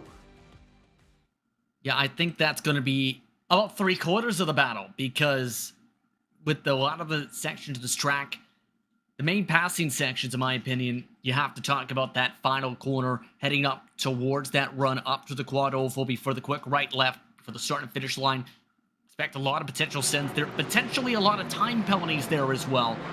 Don't be surprised to see drivers trying to take advantage of those, doing that a lot tonight. Do NASCAR 1. If you have someone slam the wall like that, congratulations, you get a spot before the next hard braking zone into the chicanes, where it could be a danger zone and a passing zone tonight. In our words, you better be brave, but you better have the confidence as well as that preparation in to make sure you can get a pass done without launching yourself across the turtles. Oh my goodness. From one car. We've got the fast chicane, ladies and gentlemen. We've got the fast chicane. I suspect it might be. This is the 2018 scan, by the way, of this circuit, and I can't quite believe that incredible invention is 5 years old now, by the way, but that's a side note. It only lasted a season, remember, in NASCAR Cup Series competition. You know why? Look at this. Look how tight that wall is for the tire barriers compared to the turtles. Unbelievable. One of the first times I tested this on the service back at the time this came out, I literally jumped on top of somebody's back spoiler. That's how quick and that's how difficult it is to make sure you don't go to that corner without demolishing the front end of your race car on the turtles here. Goodness me, we are in for quite something here tonight over the 40 minutes. There is going to be a pit stop in there, as I mentioned. But as of right now, short lap times, 1 minute 15 in the low 1 minute 15s we are right now, and we've got only 9 thousandths of a second between 1 and 2. And it does feel very, very fast-paced as well. These GT4 cars, sometimes when they go to big, Grand Prix circuits like we're going to see next week at Sebring, for example, they can feel a bit slow and lethargic sometimes, but around here, they feel like proper fast GT cars, agile GT cars, and they're a pleasure to watch right now. It's going to be quite a show for the race as well. And keep in mind, this is, again, not unprecedented to see the layout of this track when it comes to Charlotte Motor Speedway, when it comes to road course racing, because not only there's been the talks, of course, of bringing some of the road course series back for the road course in the past few years that have seen rumblings with instant competition, but more so, if you think back to the 2000s, mind you, well before they built the spacing for the current chicane spot, we're talking about where they put a tire wall in as that temporary chicane, where drivers had to drive around it, and let's just say it can be infamous when you look back at it, and was very infamous for potential incidents as far back as the 1980s. And in terms of overtaking as well around here, what are we expecting to see with this one? Because it's twisty around here. It's 17 turns. It's quite fast-paced as well with the chicane layout we've got. I mean, is that final chicane the only chance these drivers have really got at making a move? I think it's the best spot to make a move, but it's not the only spot, as I talked about earlier. That run up through NASCAR 1 and 2 can help set things up before you have to launch it. With that way the chicane is, though, you better get the pass done before you start the braking zone, unless you want one of you to go into the wall. If it was the current chicane, it'd be a better zone. Outside of that, Thomas Hartburn turn can send a lot of drivers hard to the corner, turn 1 specifically. Had a real series of great names at the top of the championship, by the way, last season in the GT4 Sprint Series, which we did have, and we do have precedents for. Nicholas Rasputo was one of them, and here he is in the 7. Hasn't got a time on the board yet. Oh, no, he has, sorry. It's just a graphic on the left-hand side there. He's up to 3rd place, and just over a 10th off the lead. He ended last season 98 points away from eventual winner John Butterfoot, ahead of his teammate Justin Ray. And another Alpine Stars geodetic driver, Miguel Vigo, was in 7th place. Alec Bergstrom just up in front. We had Abner Acosta up there, Adam Brockway as well, who's currently 7th in this session. It was a real list of top names at the top of GT4 last season, and it's going to be again here with a wonderful variety of manufacturers that we have on show in iRacing these days in the GT4s. Time was when GT4 was getting quite popular and iRacing didn't really have any. But now we've got the Porsche, we've got the Mercedes, the Aston Martin, we've got the McLaren. They're all here and they're all represented here in this series. Very well represented at that as well with some of the talent levels here tonight. It could be a very competitive one, to say the very least, in regards to things. Keep in mind, some of these drivers really fighting for the track position. Some of them looking to see if they can find that right confidence level. And mind you, a lot of these respective groupings have strong backings, as you talked about. Last year, it was Alpine Star Shield, just like McLaren, who was amongst the top runners. You have teams like Radicals Online competing in Munskin in the championship, looking to see what they can do in terms of the speed. This is, again, going to be a very competitive field throughout this entire campaign. A lot of the talent coming out for tonight.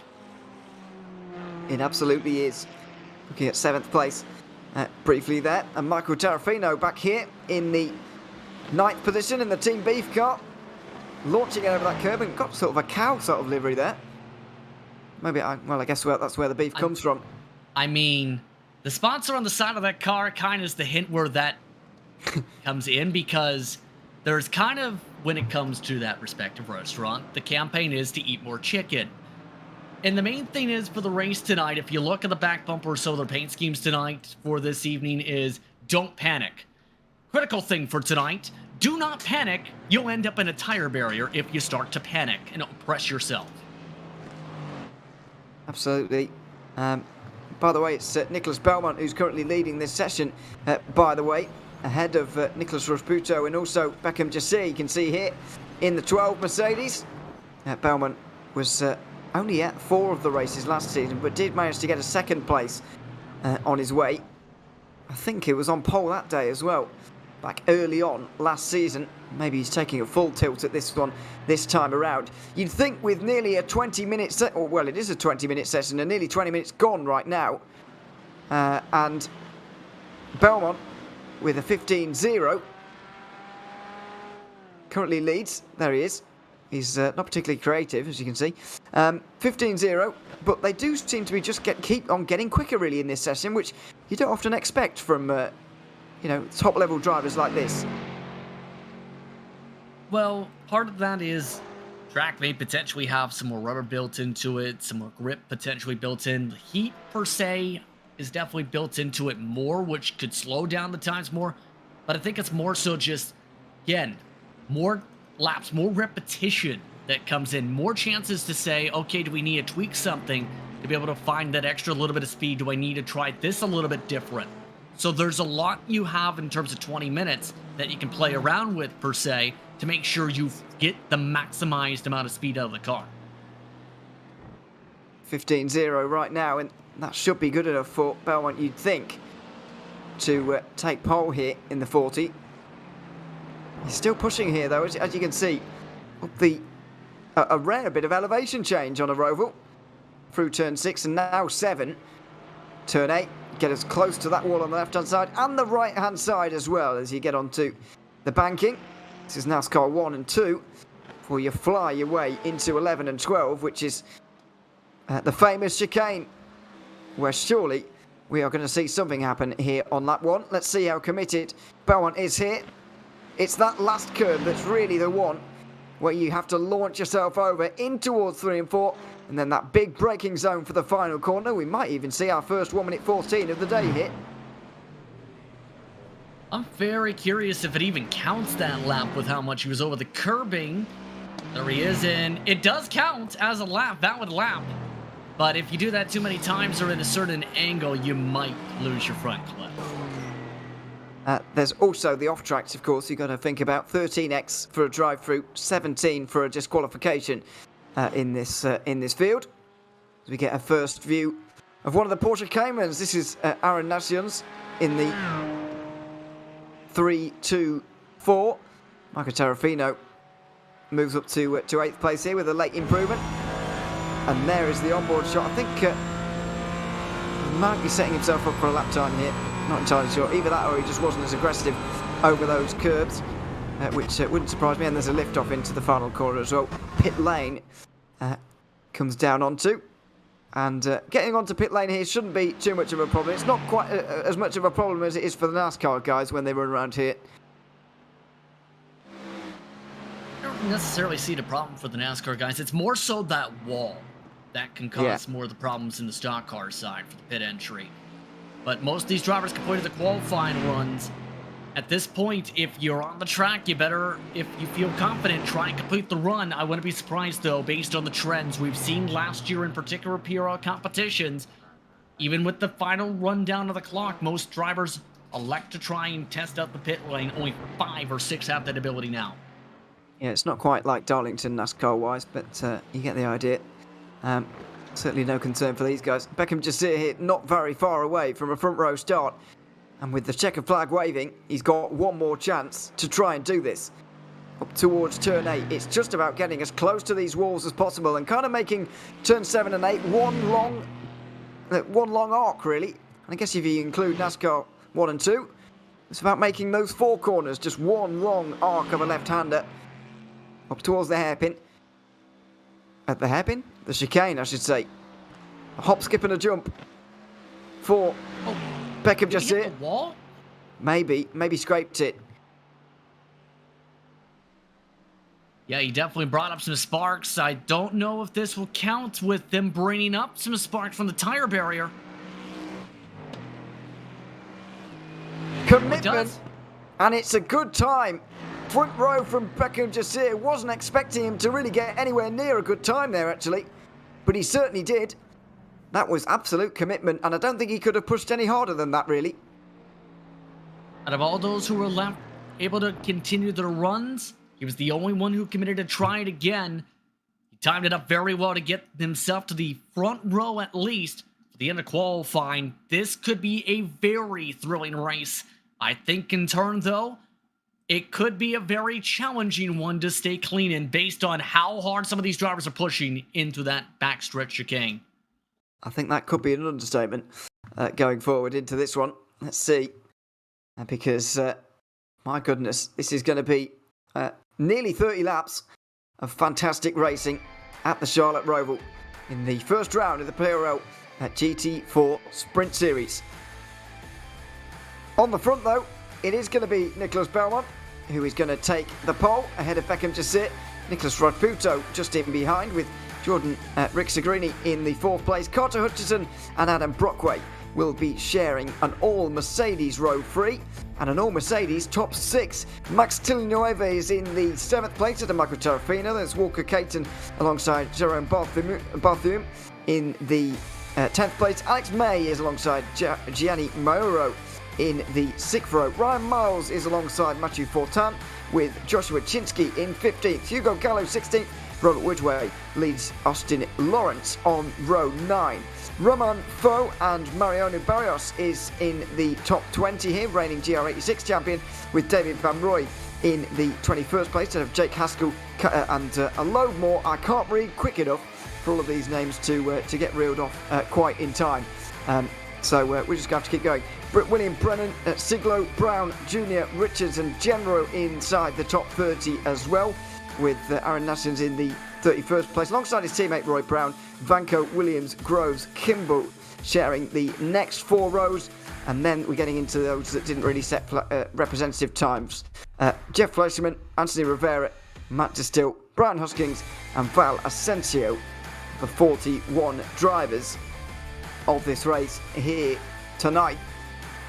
A large entry of GT4 machinery here today, and visiting the Charlotte Roval for the opening round of this season. A bit of a NASCAR start for you here, or a Le Mans start I should say. Not really, but they're all lined up in a bizarre manner, and let's see if they can get themselves into the right order as well. Somebody in about 15th place, very eager to get going, but they all get themselves in line, and they'll all get themselves 2 by 2 for a rolling start in just over 2 minutes time. But the anticipation going towards turn number 1 here is going to be quite high for everybody, because this is a very important start. I mean, qualifying was very important to get up front, but the first lap here is also going to be vital. Extremely vital to be able to set the tone for tonight's race. And keep in mind, with the strategy, going to be important to think about, well, pit stops are not mandatory in this series. It's a 40% maximum fuel load in each of these cars tonight, so that has to be weighing on some of the drivers in turn to consider when it comes to tonight. Making sure they are in track position, vital to be able to take advantage of some of the strategies too, is going to be also important. And you can already see with some of the drivers trying to warm up the tires, that's already a thought process with how cold this track is, around 77 degrees Fahrenheit. Just interested for your thoughts as well before we get going. There are your track conditions, and cold track conditions they are as well. Do you think this is a track that just suits the Mercedes, or we're just seeing the best drivers in the Mercedes, or is it the strongest car this season? Why do you think that there's so many of them up in the first 3 rows? An interesting question to think about when it comes to this respective car, because the Mercedes AMG has been very strong in turn and a lot of the circuits. I think it's more so just a mixture of that, but also just the balance in turn, because if you have this many amount of your top competitors choosing the car, it's a good thought process of there's going to be a lot of speed for these drivers in general in this type of car, with how much balance it has in its BOP compared to some of the other classes. I think they may be the preferred car. I wouldn't be surprised if they have a strong next few rounds after this too, Ewan, that some drivers may think about taking the chance to switch, even with the point penalty. Yeah, you do get a fairly hefty points penalty for it, so we'll see if anybody decides to go for it. By the way, the best performing Mercedes was 5th in the standings last season. That was Nicholas Rodputo in the Delta Sport Mercedes, and he's in there in 3rd place, and maybe with the most experience of anybody with this car inside the first 3 rows anyway. Then we've got different manufacturers with McLaren and Aston Martin, with Porsche also represented a bit further down the order. Out front though, Nicholas Belmont is going to have control of this field as a pace car will pull in, and 41 GT4s will be released on the Charlotte Motor Speedway Roval for what is going to be 40 minutes of madness. Into the final chicane, we're already racing. Belmont single filing it out. The green flag waves. We're underway for a new season. It's not quite going to be packed up as much as we thought. There's already one of the top 5 or so off the road at the final chicane. It's single file though. Belmont has done a very good job of actually stringing this field out and maybe alleviating some of the lap 1 chaos. That was the boss man, Jerome Berthiaume, off the circuit there. Already one driver into the pit lane before we even get rolling. Vincent Genero, but the rest of the pack for the most part, nice and clean to start. No major mistakes for the infield portion. That backstretch chicane is going to be the huge part of this though.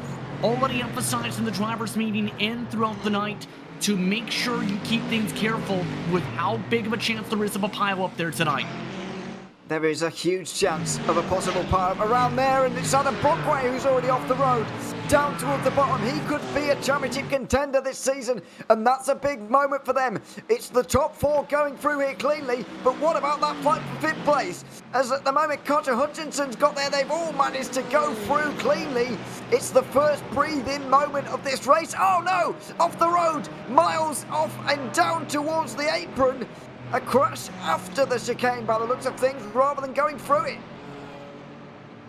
Oh, and one car as well hit the barriers in the backstretch chicane. Let's take a look at some of these issues though after a wild first lap. You first of all have one of the Precision Racing Esports cars around the boss man getting loose on the power side by side. You usually don't want to be side by side by that point. We've seen that's why there. You only have a crash in live action. And this is, oh yeah, sorry, this is live. At the final corner, Romain Faux has lost his rear end here. And it'll be interesting to see quite how. It's side by side up in front of him, and it's 3 wide into the final chicane. Goodness gracious. And all hell has broken loose here. Goodness me. Oh, what in the world was Hugo Gallo doing? That is a terrible spot for 3 wide. That's an even more terrible spot for a stack up because everybody needs that outside line to be able to exit the corner properly. And well, welcome to a start of the season. It's a quarter of the field. A quarter of the field gone. It's 3 wide just in front of Romain Faux here, who we're following. And he can't, well, he steams into it. Can't really do that much. And then some of those behind really do slam into it. We're about to see a couple more. There they go. Oh, and some more. A quarter of the field caught up in this. Bodywork everywhere as well. And a real shame for a number of them. We've got cars all over the road already, and it's only the start of lap 3 as Belmont and Jassir go 1 and 2. They're going toe-to-toe right now at Charlotte. Yeah, so far, great start for them in that separation. Overall, RaceSpotTV, as well as the 108 machine have picked up, already being shrunk down a bit as a result of some of the separation. The tough thing's going to be, how do you play this? Can you pressurize a mistake with how difficult this track is? But the commonality is potentially yes, but you don't want to end up pushing yourself so hard that you end up going too quick into the wall here today. On board with the 12 Mercedes, currently running in 2nd place. And you can hear the liftoff. Going into the chicane. Just following, not enough. You need a bit of distance too. Because Jassir can't really see where he's going into that fearsome chicane when he's so close to the back of the 40 car just up in front. And the major thing I've noticed, the top 4 are the only ones that have the most confidence to do every single lap that run where the left side tires are completely over the turtles. Everybody else is trying to avoid those turtles. It's up to a 0.3 of a second difference, it seems, throughout that chicane. By the time you run up to the final chicane, they just have that extra bit of confidence to feel like they're going to be able to grip the car without having it land into a tire barrier or land to a point where it spins. That's not a good line. Here we go.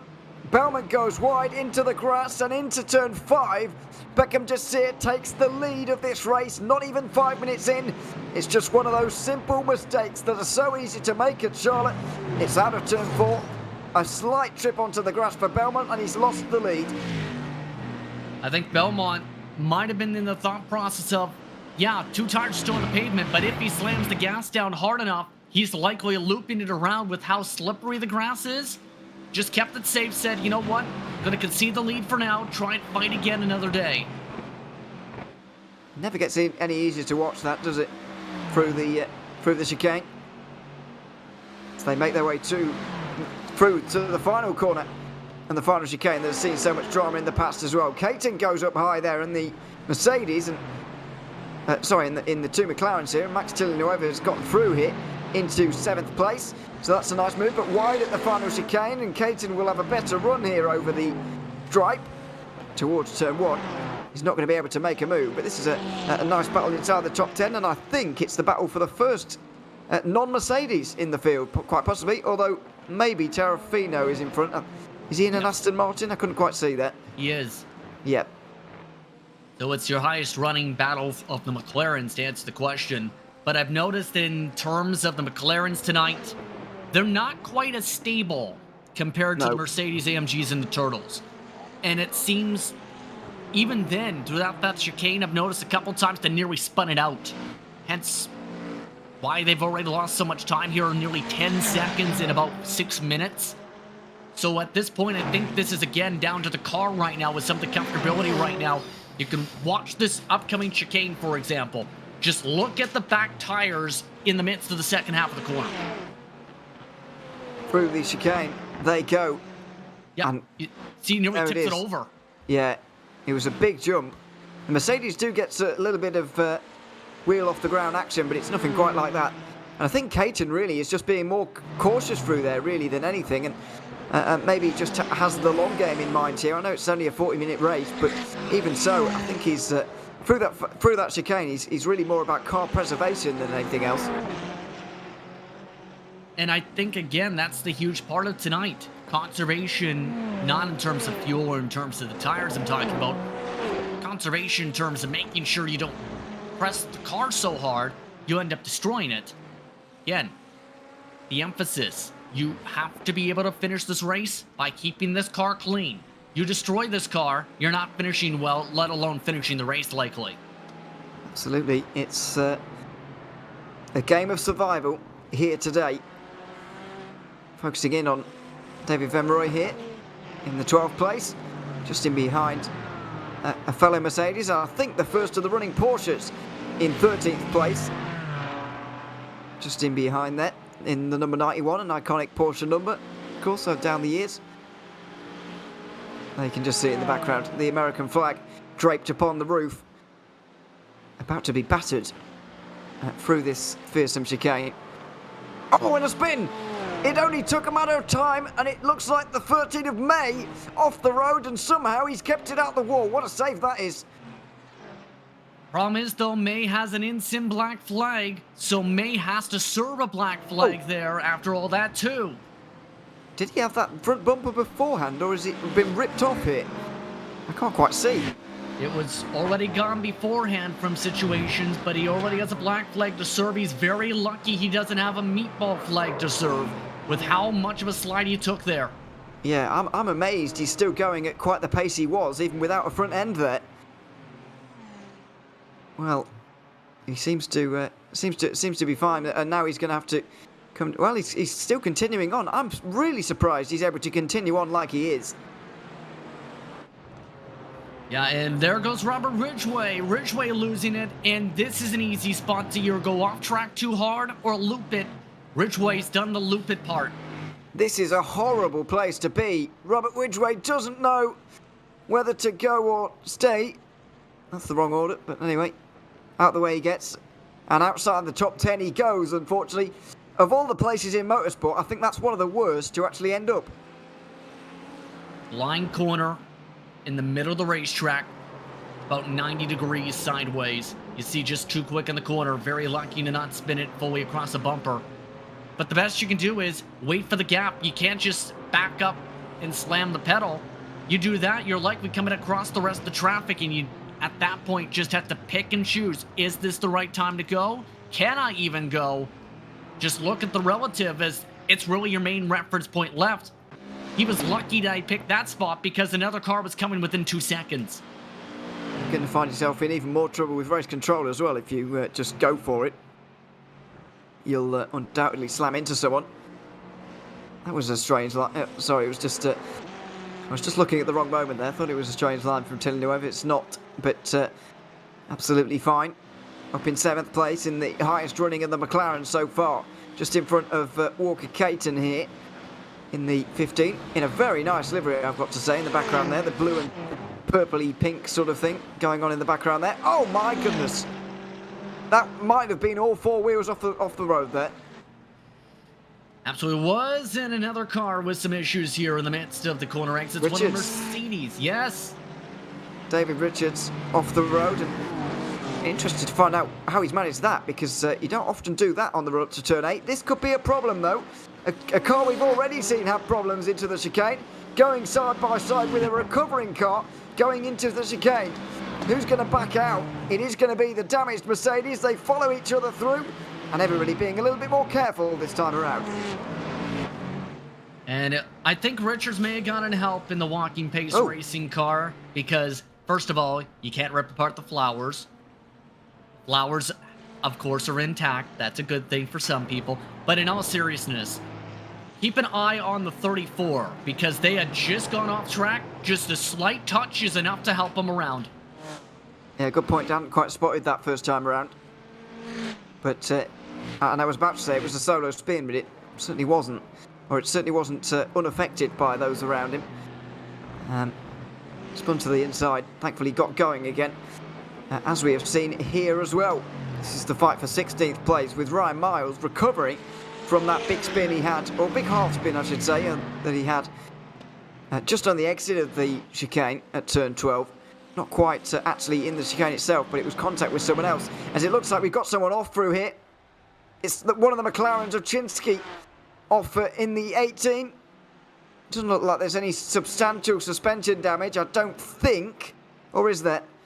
Well, he pulls it back onto the banking. Seems to be doing fine. But it's out of turn 11 and 12 again.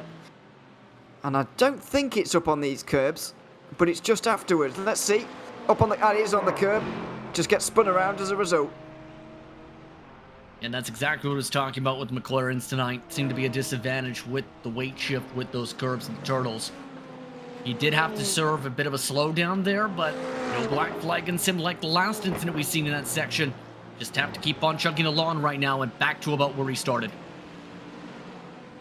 And in the background there, by the way, the 16 of Junior with a great bit of teeth action. You can just see on the front grille of that McLaren.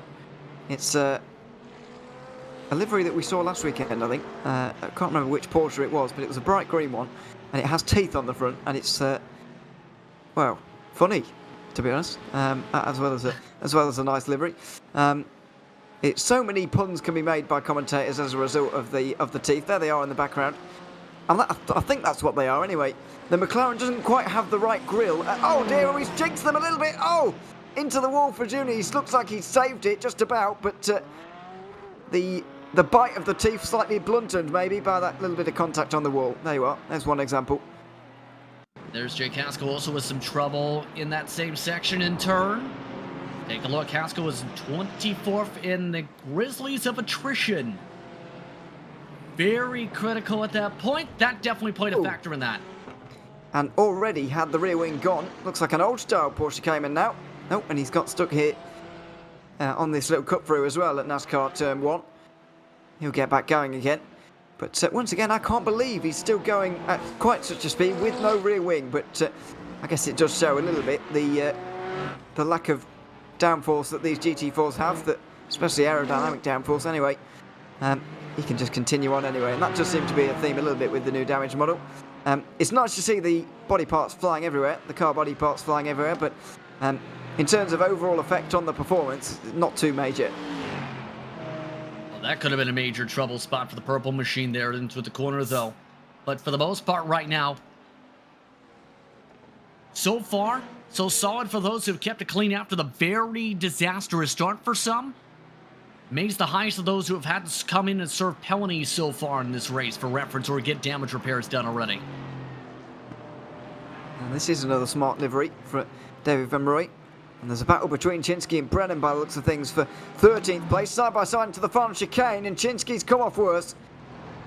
It's into the final chicane in the McLaren. Chinsky drops down.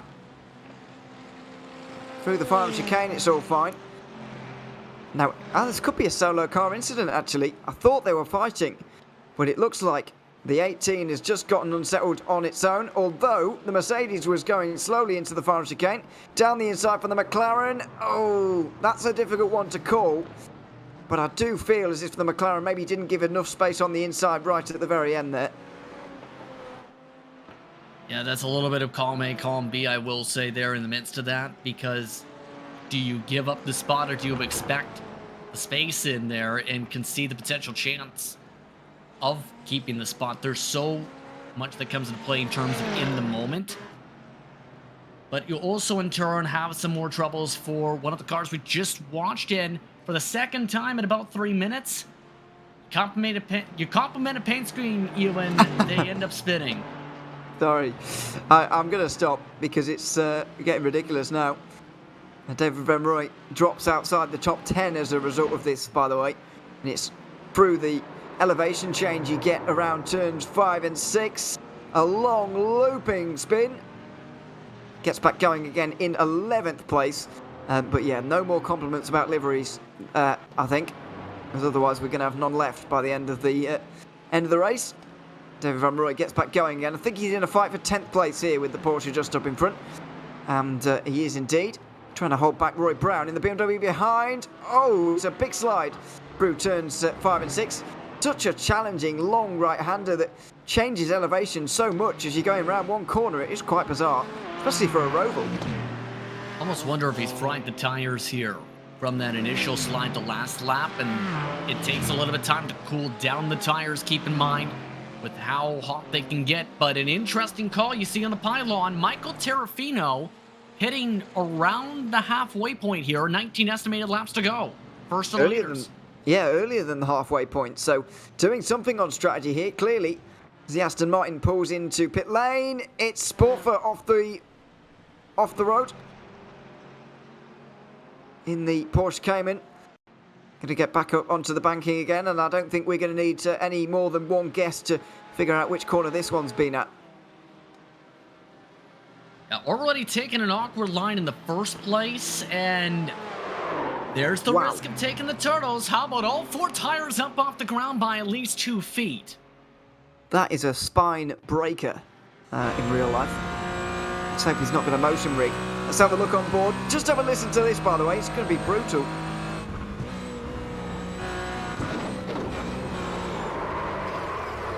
Not a sound you want to hear on board with one of these Porsche Caymans, and it does show that, to be honest, the chicane's so fast that it almost looks like a flat-out chicane from the off-board cameras, but it just shows that you really do have to think about it. Yeah, and make sure you hit it the right way in terms of, if all 4 tires are off the ground, I mean, to put it lightly, air does not have grip in it. You can't necessarily drive in the middle of the air and hope that you have the same grip as that of the surface that's underneath it. There's no grip when there's no tyres with contact to the road. So unfortunate, but that might once again be to your point about the different manufacturers over those curves. The Mercedes does seem to be able to cope with it just a bit better than the McLaren and the Porsche especially. Not really got great viewing of the Aston or the BMW just yet, but you can imagine it is something similar. This is the fight for 4th place between Rick Signorini and Carter Hutchison. One of the Mercedes off the road at the final turn. This is a little bit further down at the order. It's the final chicane, and it's a battle, actually. I think that's Chinsky just up in front, you can see. Oh, no, it's not. It's the McLaren with the teeth. A dive on the inside, and it's a bit too late of a dive by the looks of that. Yeah, and still trying to loop it around there for the moment. That was another tough spot to be able to get things fully done.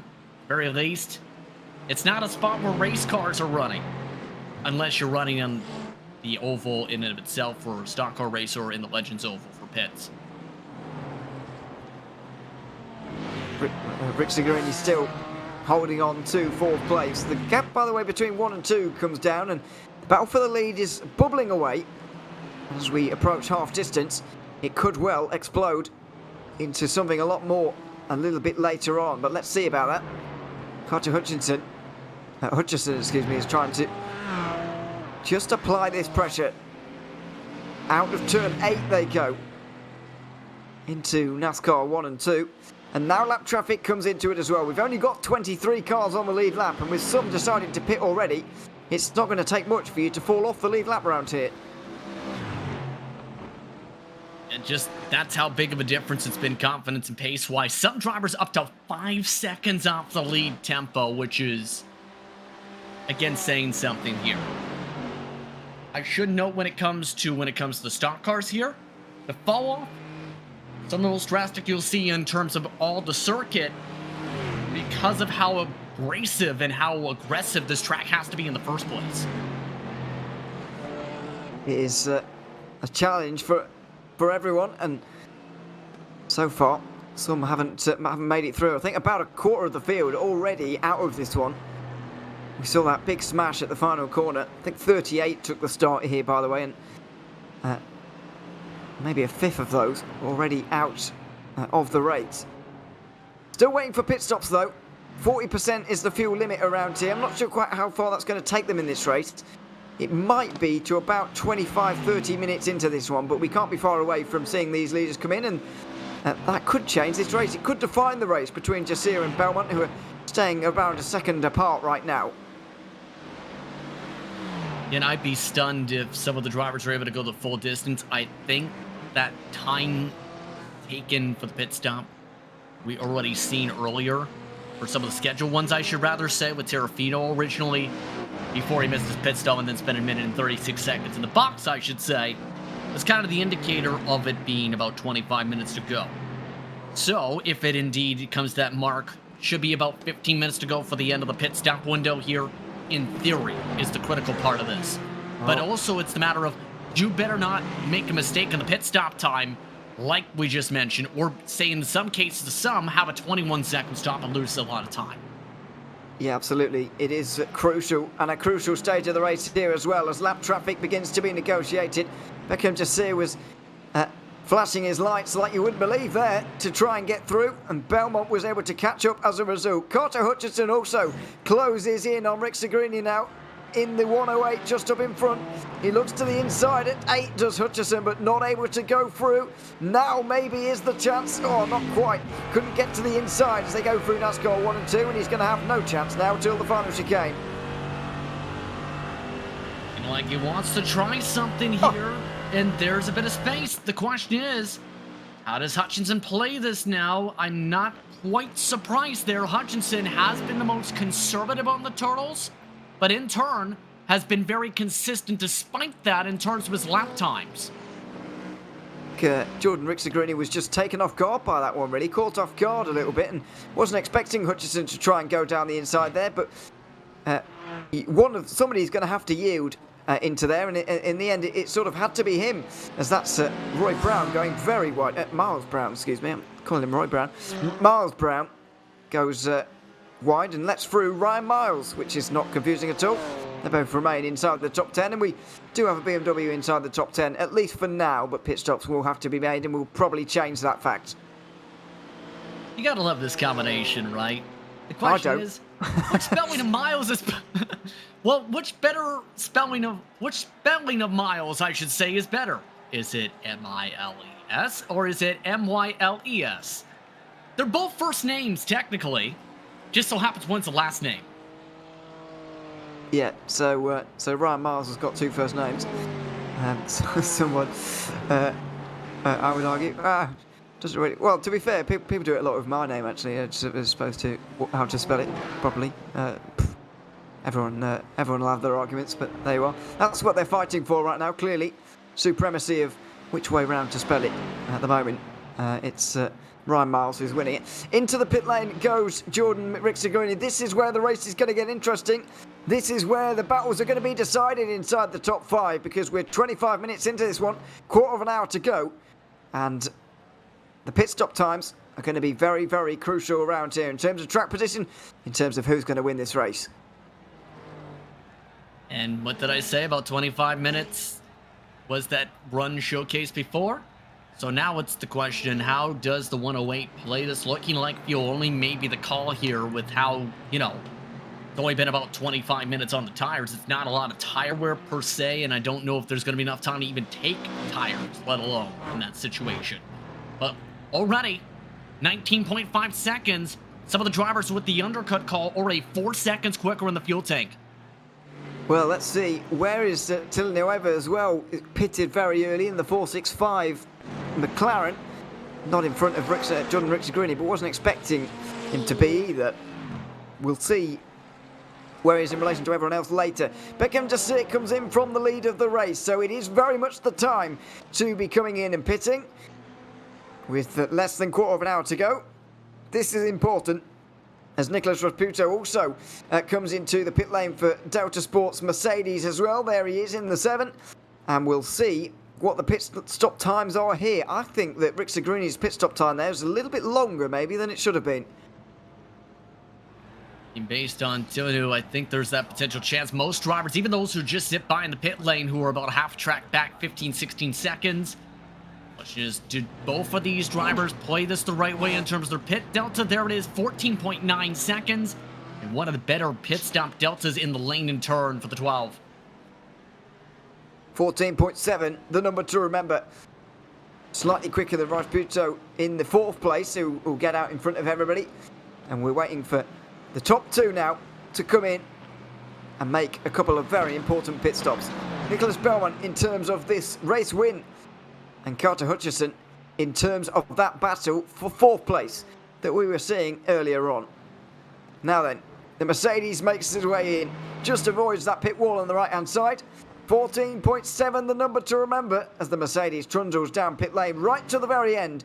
And we see if the pole sitter can convert this into a race win, as he was unable to do last season. See the slow track at 40 miles per hour too. Gonna have to be very careful on the speed. We've already seen a couple drivers pick up lots of lost time as a result of issues for the limiter. And already tell, just ready to rep things up a second. This car is ready to roll off the blocks. It's going to be critical, though. He plays this well with the 12 already down the front stretch.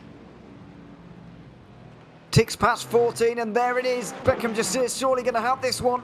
Belmont gets out, 15.3, but he's not got out quickly enough. Oh, it's very, very close. Beckham Jasir just about takes it. By 0.6 of a second, his pit stop time was shorter, and the gap less than half a second. Carter Hutchison also leaves. He's in 4th place. He's comfortably ahead of Jordan Ricciardi, whose pit stop was a little bit too long. So we have our 2 leaders. Beckham Jasir stays in front of Nicholas Belmont, but we've got 12 minutes and a lot of lap traffic to settle this fight. Yeah, now it's the question of where did he reach that traffic. It looks like for now the traffic playing cordially, staying on the outside, letting him go in 1 and 2. But the bigger thing's going to be, does Belmont have the speed? Remember, Belmont controlled the tempo early, but had those major mistakes that seen him lose some of that time. He's pushing hard though, just went 2 tires off the ground as here they go off to the final section. That's Fortan in the pit lane, by the way, with Gallo as well. Final pit stops being made, but into the final chicane they go. Over the turtles again, and it's a commitment from Belmont. Look at how close he gets, and close to the wall as well. He's really turned it on now after taking it rather conservatively in the first number of laps. He's turned up the heat, and Jasir will be feeding it right now. In towards turn 3, he has to defend. A cutback for turn 4 maybe. Belmont can't make it there, and this is where he lost the race lead, of course. What a bit of irony it would be if he were to take it into turn 5 for himself. He's not quite going to, as they view the next bit of lap traffic. Did Belmont find some magic gasoline in the middle of the pit stop or something? That is unbelievable with how he's been able to stick some of these corners. He is looking 10 times more confident than he was earlier in this race. There's a strong chance he can send it here if he can try and find a way for the final chicane. Jasir's going to have to prevent the inside line here, going in towards the fast chicane as well. Is Belmont going to go for this? Not quite. He's going to get so close to the back of the Mercedes in front. Through they go. Oh, very nearly scraping the wall as well. But it's not the run he quite wanted. And it looks like Belmont is going to have to... Oh, he's got problems. He did clip the wall. And Nicholas Belmont has got a left front problem here. It's down on the left front. He pushed a little too hard there. through that chicane, and that's enough, it looks like, indeed, for the mandatory repair. Unbelievable. He picks up all that pace, closes the gap, and then pushes too hard, pressurizing himself into a mistake. Here's the view that we want. Well, there's the left front. Clearly something was wrong immediately with Nicholas Belmont's car. And we're going to have one look at this on board through the fast chicane. I'll be quiet when we go through, just so we can hear quite what's going on. But this is the run out of turn 8. It was a great run through NASCAR's 1 and 2. He got the slipstream right up to the back of the 12 in front. The battle for the race lead was on. And then this happened. I'm not exactly sure what broke. It must have been something with the body underneath, with how hard that slam was to the ground, because that's where he starts slowing down. Pretty clear something broke from that landing with how much speed he was trying to carry. Absolutely, he's still in there as well. After 41 seconds, he returns to the circuit with David Van Roy very close to him. And Van Roy does not quite get in front, so Belmont resumes 8th place. But that car looks down on the left-hand front side. And it doesn't anymore. Looks like he was able to get the repairs. Yeah, that has to be heartbreaking, to say the very least. Just at that point, you have to go, you have to push. But again, there's that danger. Eventually, somebody was going to break the car on the landing, and unfortunately, it's your second best driver, if not the best driver of the race. And Belmont will be beginning to wonder whether he's ever going to be able to win a race in this series, because he has been up there in the past. He has managed to get pole, but at the 3rd round of the previous season, he was only able to finish 2nd back on that day. That was at Manicourt, and John Butterford beat him by 3.5 seconds. It's going to be a bigger gap on this occasion in his 2nd pole of 2023 in the GT4. But he's going to be beginning to wonder whether he is ever going to win a race in this series. Yeah, now at this point, it's Jasir's race to lose, right? Unless he does the same thing. But there's no need to quite push. The major thing, though, is we talked about the conservativeness of Hutchinson a little bit in terms of that chicane. He has a chance to race for 2nd here with how things are playing out, because he has picked up a lot of pace here. Well, I've got concerns about Beckham Jasir's car also here. He did a 1:18 2 laps ago. He just did a 1:19.8. I think Beckham Jasir's got problems here at the front of this race. I don't know whether it's fuel related or damage, but something's going on here. I think it was slowdown related, because You might be right. you know, we talked about how easy it is to get a slowdown potentially if you take the corner wrong in the final chicanes, or rather that bus stop. Because if you, more so it seems on the right side of the chicane, if you go more than half width of the car, that's where the slowdown comes in. Either that, or when you spin it to the inside grass like we've seen for some of the slowdowns, since it cuts part of the apron off. So I think right now for Jasir, that's where the time loss was. He also has traffic, which doesn't help. Yeah, a lot of traffic, which might be contributing. Here it is into the chicane. Oh, he's not exactly being mega conservative through there, as he gets Miles Brown to get himself out of the way in the 222, highest performing of the BMWs so far up there, just behind the 2nd of the Porsche Caymans. That currently goes to Austin Lawrence, who's currently 1st of the Porsches in a comfortable 7th place right now. The fight, though, is between Nicholas Rosputo and Carter Hutchison. They both look like they're going to finish on the podium, but in what order? 6 minutes to go, 5 laps to go as they're on this one right now. And the Delta Sport driver's going to have his hands full here late on. And right now, Rosputo going to have a very difficult time, because here's the thing, that train has, if anything, grown in size with some of the battling going on, with some of the traffic management. It's not going to be quite easy to try and deal with 7 or 8 cars in a single train in the midst of a battle for position. Hutcherson, though, has to be licking his lips. If there's a chance of a slow up, he might be able to take advantage if he so chooses, says the Red Panda. So much traffic just up in front. And this is the fight that's just 1 lap down. Up front, it's Kai Sorfa. Then, all the way down at the back, it's Hugo Gallo. That's 11th to 17th. in one train. You can just see up in front, and it's side by side between William Brennan and Matthew Fortin in that battle for 13th place. Into the final chicane they go, and they make it work. Fortin goes slowly, and here comes, sorry, that's William Brennan going slowly. Here comes David Richards on the inside line. Oh, very close between them. Here comes Joe Jr. as well. Side by side they go, and now look, RaceSpotTV doesn't know where to go. He's on the inside line of the McLaren. He'll get through, and so will Hutchison, but side by side for 14th place is really going to throw the cat amongst the pigeons here for second. Exactly what I talked about. If you're Hutchison, wait for the chance for things to open up, pick the right lane, take advantage. Right now, though, just not able to get side by side, nearly onto the grass, though, some of the cars in the pack. William Brennan, that is, and Joe Jr. heads himself around the outside through turn 7 and turn 8 in the McLaren. Through he's going to go by the looks of things, as through the middle goes Hugo Gallo, who's going to get up into 15th place. A great bit of driving from him, as Jordan Rixagrini, by the way, has also got damage clearly late on, and he has come to pit lane, promoting Walker Caton up to 4th place, and Max Chilinueva into the top 5 as well. Here in just it's a meatball flag for Rixagrini. Another tough break with a 108 machine, but right now some of these battles coming down to the wire, about 3 estimated laps to go.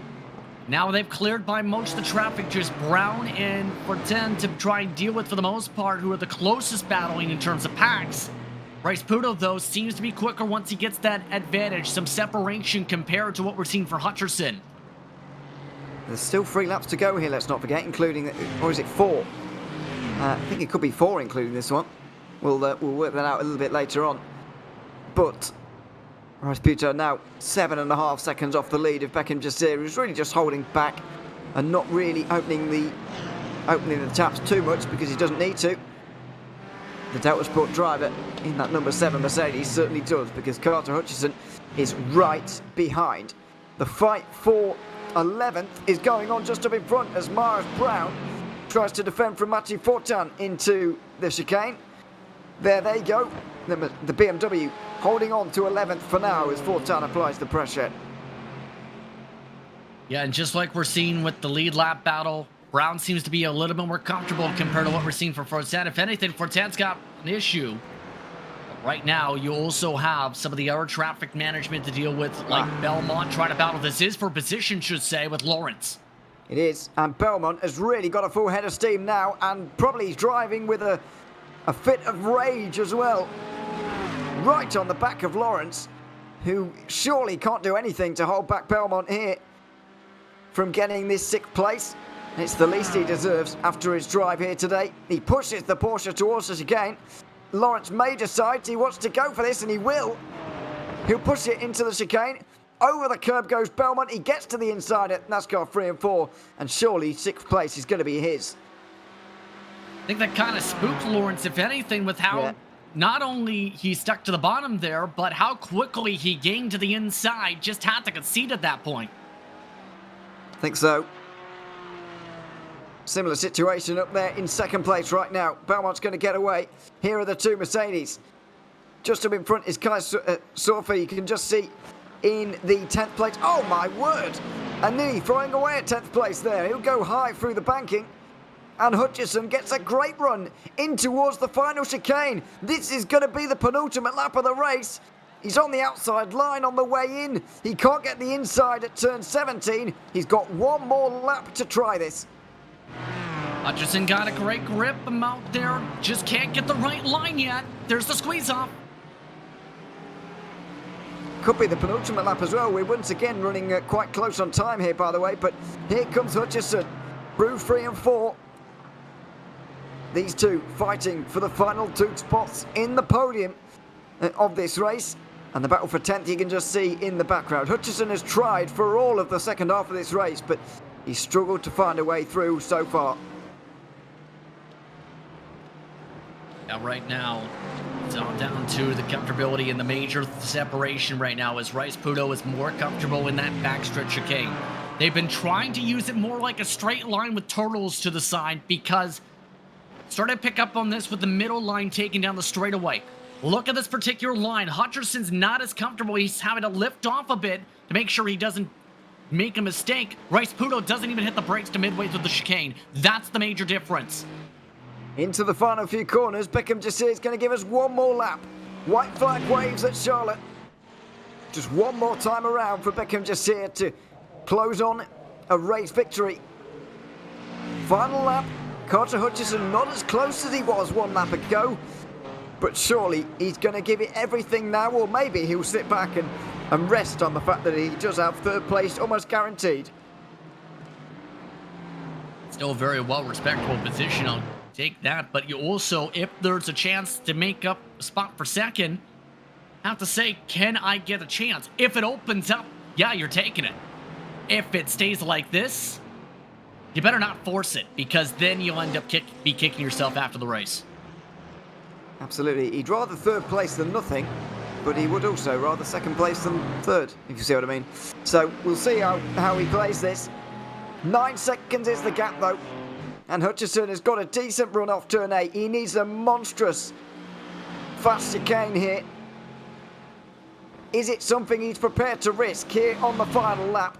Here they come. Hop, skipping and jumping over the curbs. It's a big slide for RaceSpotTV as well, just up in front. As at the front of this race, Beckham Jassir is going to take the win by nearly 10 seconds at Charlotte. In the PRL GT4 series, into the final chicane they go. Hutchison to the outside, there's contact. He's over the curb. Oh, RaceSpotTV with the cutback, and he holds on. The number 7 Delta Sport Mercedes holding on to second, with Carter Hutchison giving it everything, but just about settling for third. Yeah, a couple door bangs there. Communication over the radio. Hutchison thought he didn't leave as much space as he should have there.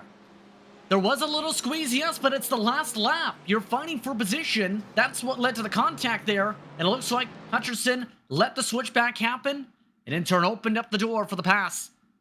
I don't think there was anything wrong with that at all from either party.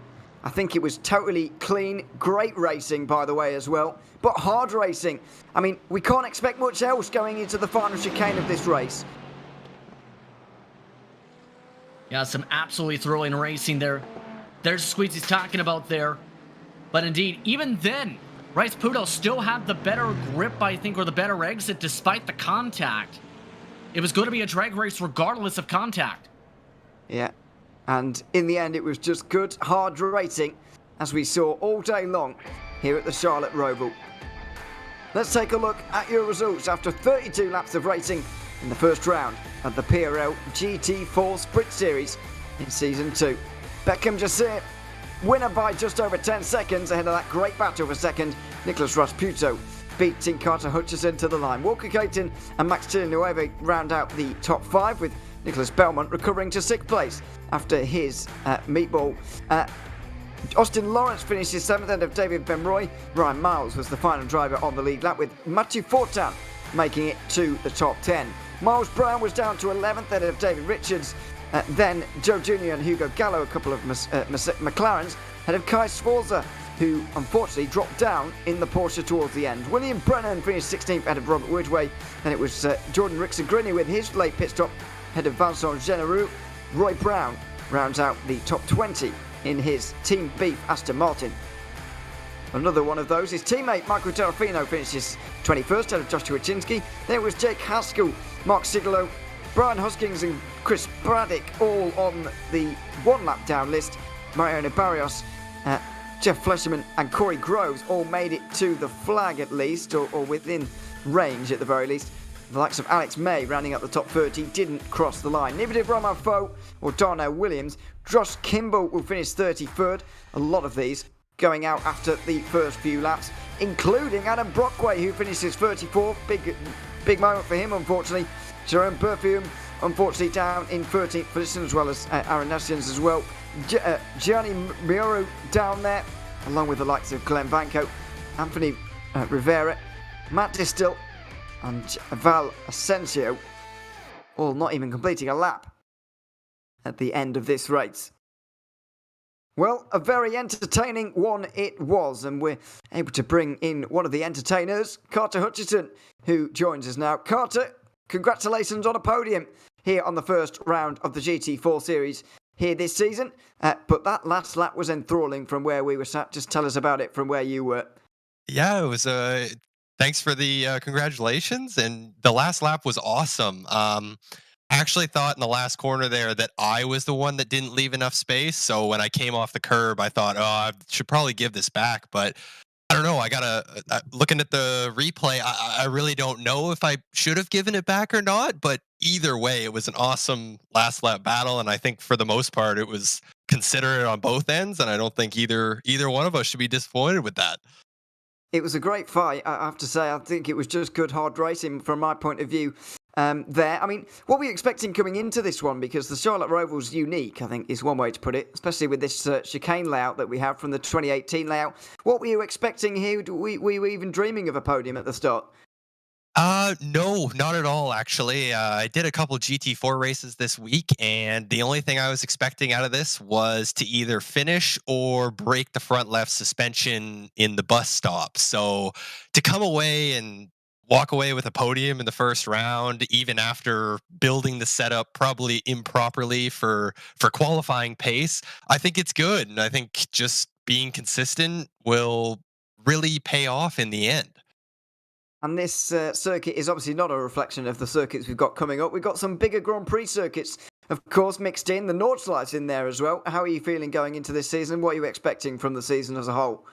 I'm expecting to learn a lot of tracks that I don't generally race. One of the parts of the schedule that got me really excited was it uses a lot of tracks that people genuinely hide in. So it's kind of forcing me to expand my horizons away from, Spa, Sebring, Nordschleife, those tracks, and really branch out and hopefully develop a little bit more skill base. And hopefully that will propel, setup tweaks, experience, and just overall better racing for me. Well, we look forward to seeing you out there again throughout the rest of the season, Carter. Congratulations on your podium here tonight, and thanks very much for chatting to us as well. Thank you, gentlemen. Have a spectacular evening. Thanks very much. Carter Hutchinson, third place here today at Charlotte. That's going to do us, though, in terms of driver interviews here tonight. And that was the Charlotte Motor Speedway. Sebring coming up next week in the GT4s, with Monza coming up in the Production Car Challenge. Justin, final word from you. We've had a nice couple of hours here on the broadcast. Two great races, and sets us up nicely for what's going to be another great PRL season. Well, two different contrasts of races at Daytona. It was a mixture of needing to be able to run in the draft, but more so in turn being able to run in the infield and be able to outpace your opponents to separate yourself for the big picture. But when it comes to the Charlotte Roval tonight, it was a mixture of, yes, you had to have the pace, but also in turn, how to make sure you did not destroy that front suspension. It was just mentioned by Hutcherson right there. That left front suspension, a major factor for how things played out for the win. Jasir was able to keep his car clean. Seeing the difference and what happens when you break that suspension with Belmont. Well, that is going to do it for us here on RaceSpotTV for this broadcast here tonight. A big thank you to everybody who has been tuned in tonight. I hope you've enjoyed the Production Car Challenge and the GT4 Sprint Series as well. It's been a pleasure. I've been Ewan O'Leary. Justin Prince has been alongside me. Connor Maddock has been behind the cameras all night long. And until we see you tomorrow night for more PRL racing action when the trucks and the Xfinity Series get underway, it's goodbye for now.